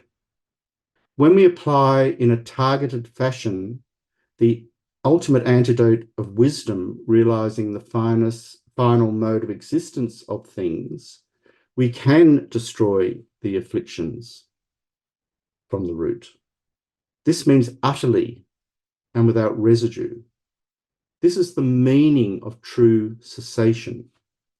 His Holiness says, the teachings on emptiness concluded in a vast manner in the Perfection of Wisdom Sutras, which teach emptiness explicitly and the hidden stages of clear realization implicitly, clearly indicate that whether or not true cessations, the third of the 4th truths, can be understood in detail, how one should achieve it, and if it can be attained, all depend on whether you understand the reality of the emptiness that is the lack of inherent existence of all phenomena. His Holiness continues, thus these teachings delineate the third truth. If you do not understand the meaning of emptiness, you can make a mere guess as to whether liberation is actually achievable, but you'll not be able to come to a definite, precise conclusion. So in short, end of quote, in short, this means that one must understand the meaning of the Four Noble Truths. And only in this way we can come to appreciate that our disturbing conceptions can be utterly dispelled and that all good qualities can be endlessly developed and increased. His Holiness summarizes, quote, having identified the causes of that suffering through your seeking, once you see they can be eliminated, you understand that there exists a so-called true cessation, that is the total pacification of all suffering, a separation from their causes. Thus, you will wish to achieve that, and not just casually wish for it, but you will develop a decisive mind that sees it as what is to be obtained, as attainable, as necessary to attain, and endeavour at all costs to strive in the methods to attain it. End of quote. So crucial to our understanding is our own deep appreciation of the presentation of suffering in Buddhism in terms of the causes of suffering not being a natural disposition of our mind, and hence our mind can indeed be separated from them. And it's this knowledge of the capacity to be separated from the delusions that is the source of the great joy that Shantideva is invoking at this point of the chapter. His Holiness says, thus, if the reasons behind why suffering is undesirable and that its causes can be abandoned convince you, you then become confident to take on the means to abandon them, then even though there will be temporary difficulties in striving the methods to accomplish that, you will come to willingly face those hardships and continuously endeavour towards achieving that great purpose. This is the way of the latter two truths. So you see here that Shantideva is actually also implicitly giving an account of the Four Noble Truths in his framework in this chapter. So this is referring specifically to the third and fourth Noble Truths, the truth of cessation and the truth of and true paths. And as His Holiness elsewhere explains, quote, in his Fundamentals on the Middle Way, the influential 2nd century Buddhist thinker, Nagarjuna, explains why, here, we're quoting His Holiness referring to Nagarjuna's fundamental standards of wisdom, that it's only by cultivating insight into emptiness of self and phenomena that we can see through our delusions and bring this whole deluded chain of cause and effect to an end. His Holiness says, therefore, the understanding of emptiness combined with the cultivation of compassion is the very essence of the practice of the Buddha's teachings. A realized practitioner, says His Holiness, who has actualized the true cessation of suffering, will continue to live out this principle in the world through compassionate action. I describe this as the beautiful activity of someone who has realized emptiness and engages in compassionate behavior. End of quote. Very beautiful and moving quote, isn't it? How inspiring is this? How inspiring it is to consider doing this ourselves. How inspiring it is to even consider that it's conceivable that we could do this ourselves, because the delusions aren't an inherently embedded character of our mind. They're only there adventitiously due to certain causes and conditions being in play, which can be remedied. So His Holiness says the ultimate fruit of our spiritual practice is to prevent our afflictions, our negative thoughts and emotions from ever arising again. This ending of the afflictions is the true cessation, namely the true Dharma, and the path that leads to that true cessation is also known as the true Dharma. End of quote. So you can now sense the profundity of Shantideva's verse, that once dispelled, they will never return, must be understood with all its multiple resonances and reverberations, because Shantideva is referring here to true cessation. If our afflictions can be dispelled, never to return, then so can the afflictions of all other suffering sentient beings. The kind of compassion that can arise incumbent on this profound understanding is far superior to that which fails to understand while sentient beings are suffering in the first instance. Moreover, because that suffering has a cause that can be removed, they are fundamentally, referring to other beings, suffering unnecessarily. This is why Kabje Zopa Rinpoche describes the root of samsara as finally very funny. I quote, "Actually, when we analyze, we discover this wrong concept, which is the root of samsara, is really very funny, very strange. If we investigate, there is actually no root of samsara. No root of samsara, really. No body is there with huge eyes and a huge body. Someone who is grinning because they have friends. Someone with a form that is terrifying. This is because it is simply just a thought. It is nothing other than a wrong concept, a thought that is wrong. It is just a false notion, not some huge rocky iron mountain or something formless with no shape or colour." So for the studious amongst us, I'm alluding here to the third kind of compassion mentioned by Chandrakirti in illuminating the intent, compassion observing the ineffable, the most subtle and the most powerful. 46, verse 46. I hope you don't mind me continuing just a little few minutes over. I can complete the chapter, I think. "Deluded, disturbing conceptions, when forsaken by the eye of wisdom, are dispelled from my mind. Where will you go? Where will you dwell in order to injure me again? But weak-minded, I've been reduced to making no effort." The gist here is that if forsaken by the eye of wisdom, the afflictions will be permanently dispelled from my mind, and hence cannot find a location, a viable location, from which to launch another attack. Yet, even though this is the exciting case, Shantideva is pointing out, I have somehow managed to not see fit cause to make any effort to dispel them in this way. And it's actually unimaginable why this might be the case. So Shantideva draws the conclusion that the reason must be that I am weak-minded. I've simply lacked the resolve to get on with it.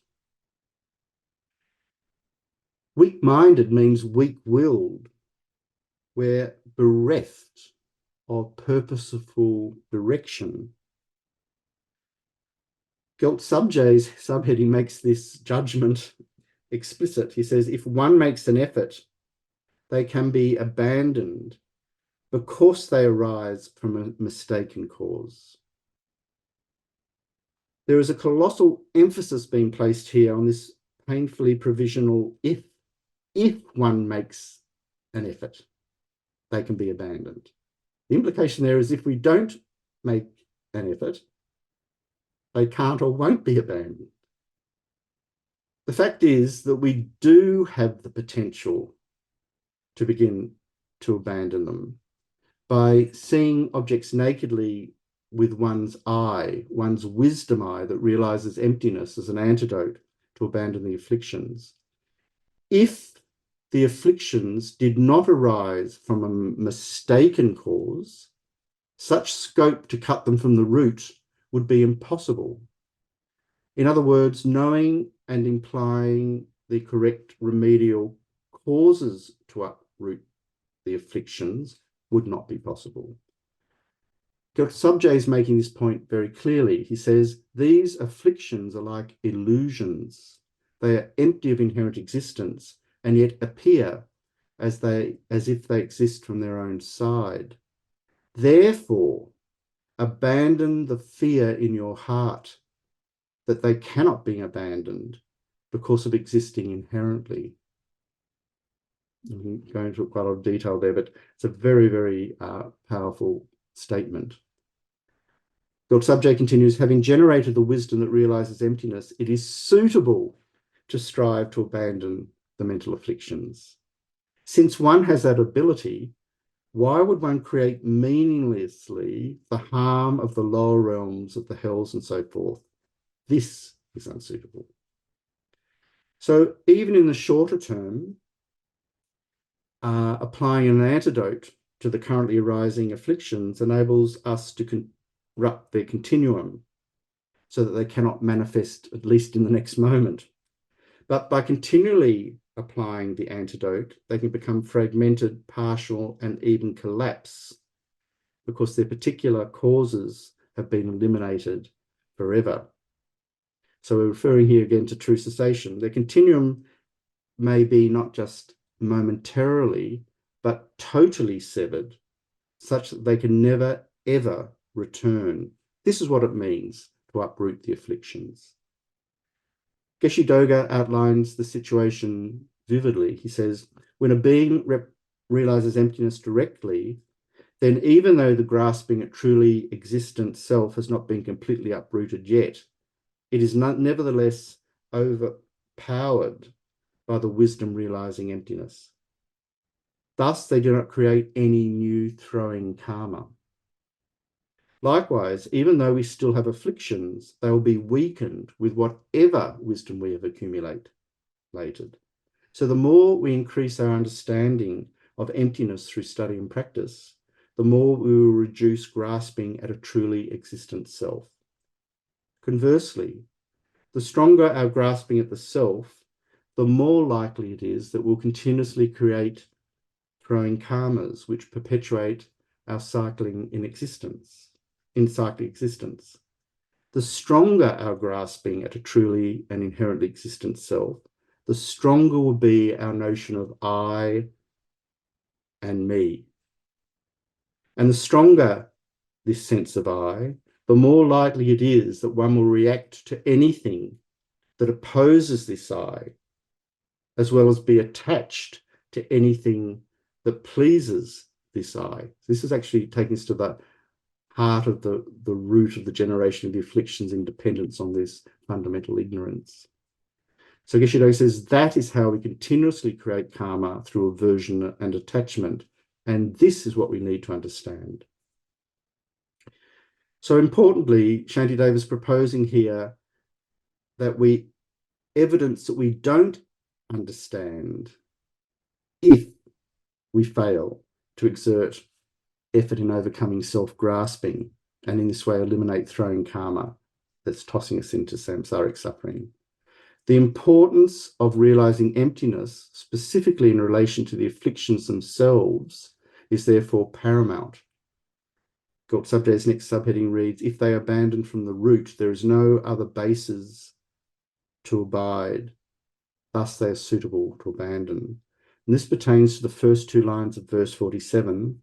If these disturbing conceptions do not exist within the objects, the sense organs, between the two, nor elsewhere, then where do they exist and how do they harm the world?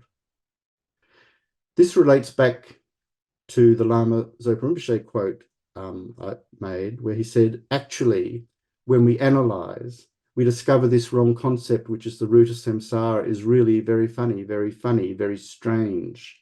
If we investigate, there is no root of samsara actually. There is no root of samsara really. Shantideva is saying the exact same thing in the last two lines of this stanza when he says, they are like an illusion. Thus, I should dispel the fear within my heart and resolutely strive for wisdom for no real reason. why should I suffer so much in hell? This mention of for no real reason is critical to comprehensively understand. The logic is as follows. If the disturbing conceptions did exist independently from their own side, by dint of their own nature, self-arising, as findable under ultimate analysis within their basis of designation, etc., then there would be no way whatsoever to tackle them, let alone remove them. Why? Because if inherently existent, our afflictions would be utterly impervious to any agency, let alone an opposing or remedial one. So I've just got a couple of quick examples here. If a baby were inherently existent, it would be inherently a baby, forever and always a baby. It could never age. This eternal baby could never proceed along a continuum of aging as it goes. Indeed, it could never even go. Take the example of this side and that side of a river. If that side was inherently that side, it would be that side, even if I was standing on it as this side. It couldn't change its nature depending on my perspective according to where my body is standing, because it would be innately this or that. The fact is, because the afflictions lack inherent existence, they are pervious, not impervious, but pervious. They're open to influence and change.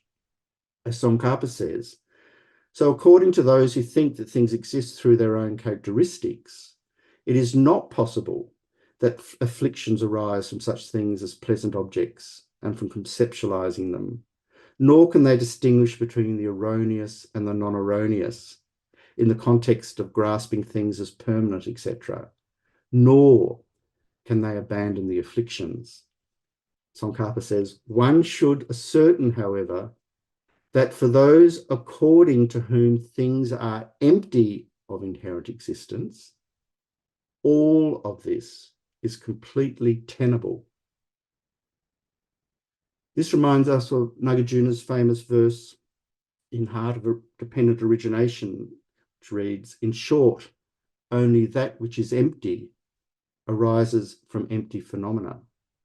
And also in his Root of the Middle Way, fundamental stanzas, everything is possible for those for whom emptiness is possible.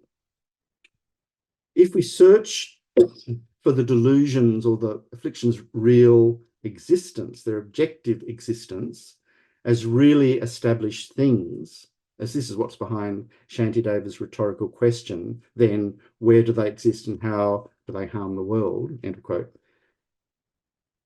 It will not be found, that Shantideva is pointing out, either dwelling within the objects, the sense organs, between the two, or elsewhere. There is, in other words, no place or domain in which they could be found, as these four locational spheres are exhausting all the possible spaces in which an inherently existent affliction could dwell, if it was to dwell at all, dwell really. Thus, this sheer unfindability under analysis, when searched for, means that the afflictions don't exist as they appear to exist at all.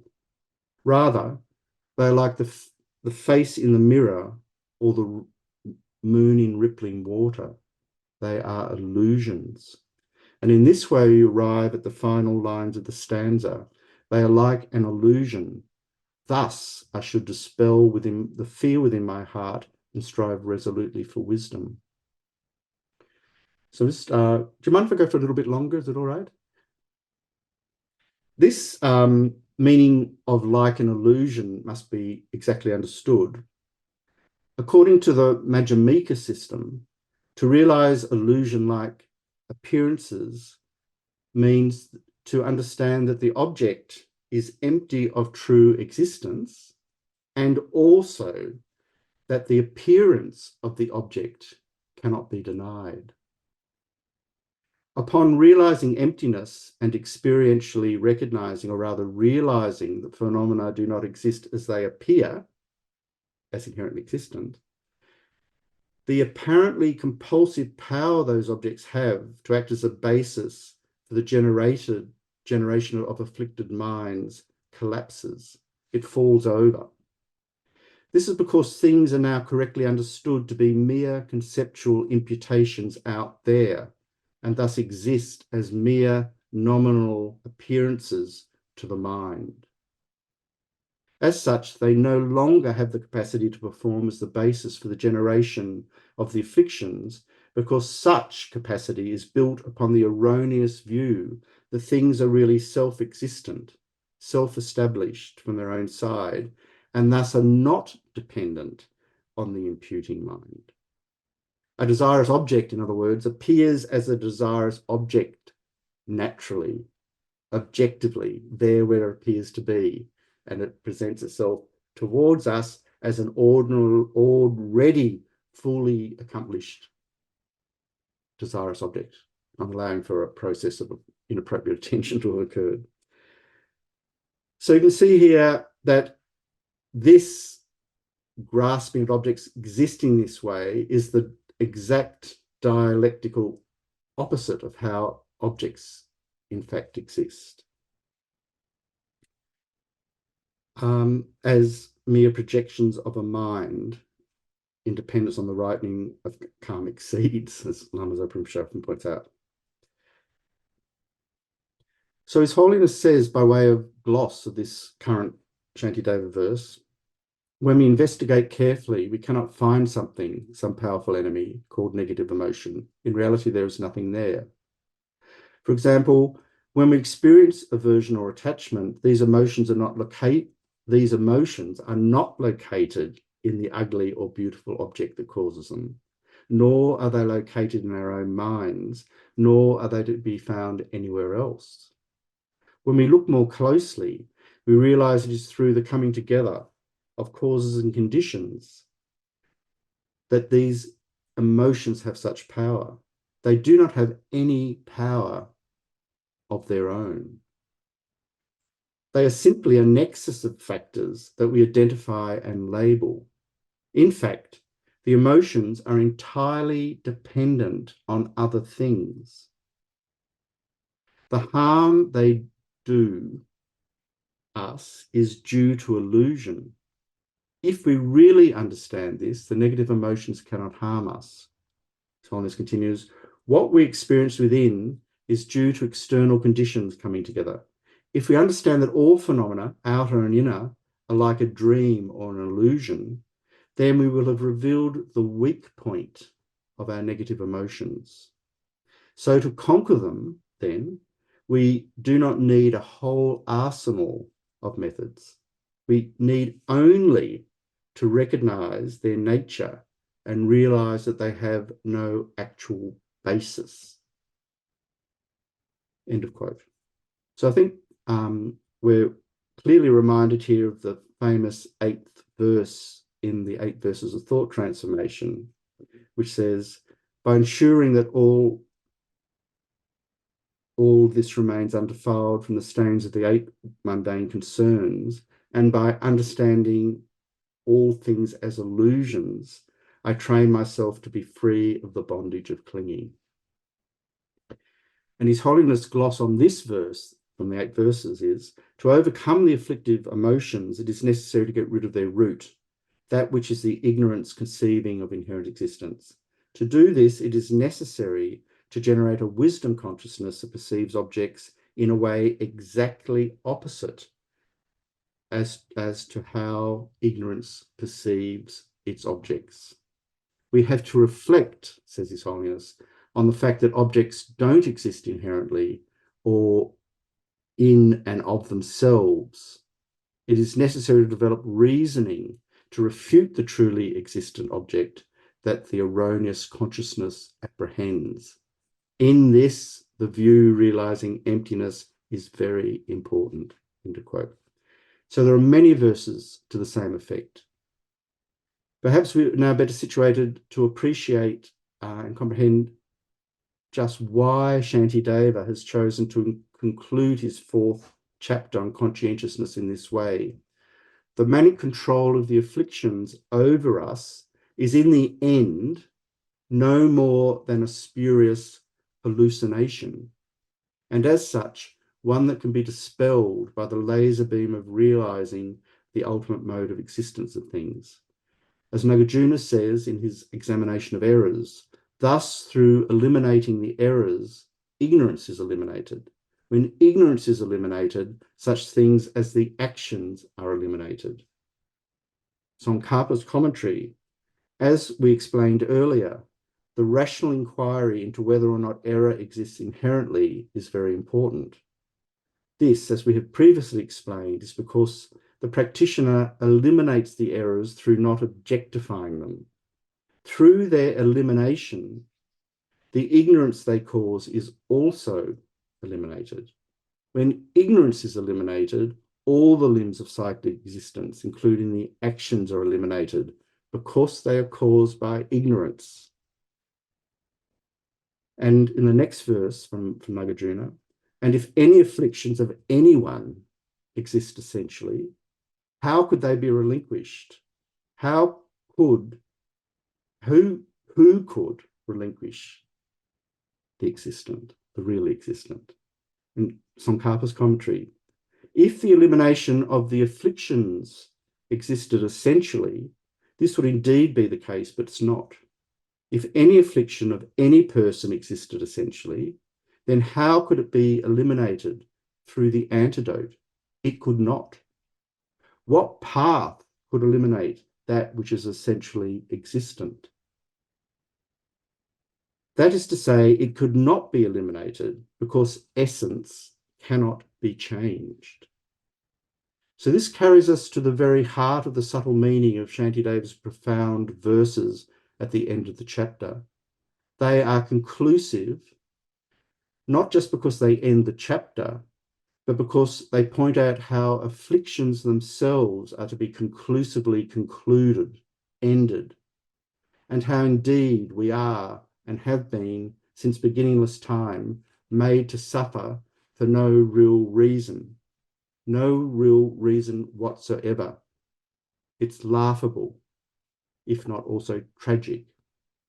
Our suffering is the result of a fundamental error, but one that can be easily and thoroughly rectified, namely by generating wisdom.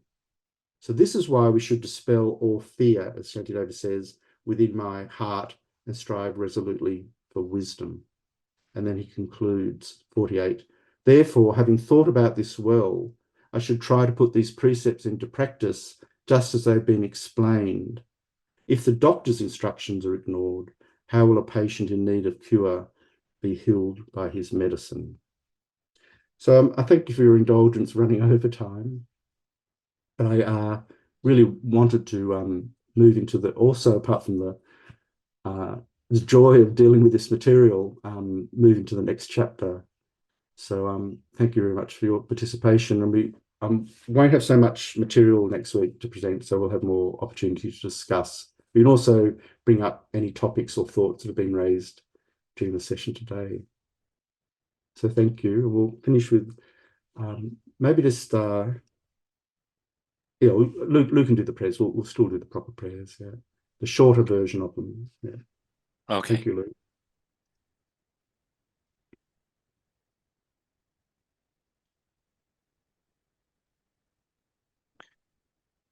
Dedication prayers from Shantideva. For as long as space endures, and for as long as living beings remain, until then may I too abide to dispel the misery of the world. May all the pains of living creatures ripen solely upon myself, and through the might of the Bodhisattva Sangha, may all beings experience happiness. May the teachings which are the sole medicine for suffering, and the origin of every joy, be materially supported and honored, and abide for a very long time.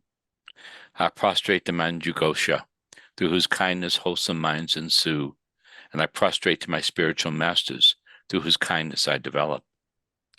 Due to the merits of these virtuous actions, may I quickly attain the state of a Guru Buddha, and lead all living beings without exception into that enlightened state.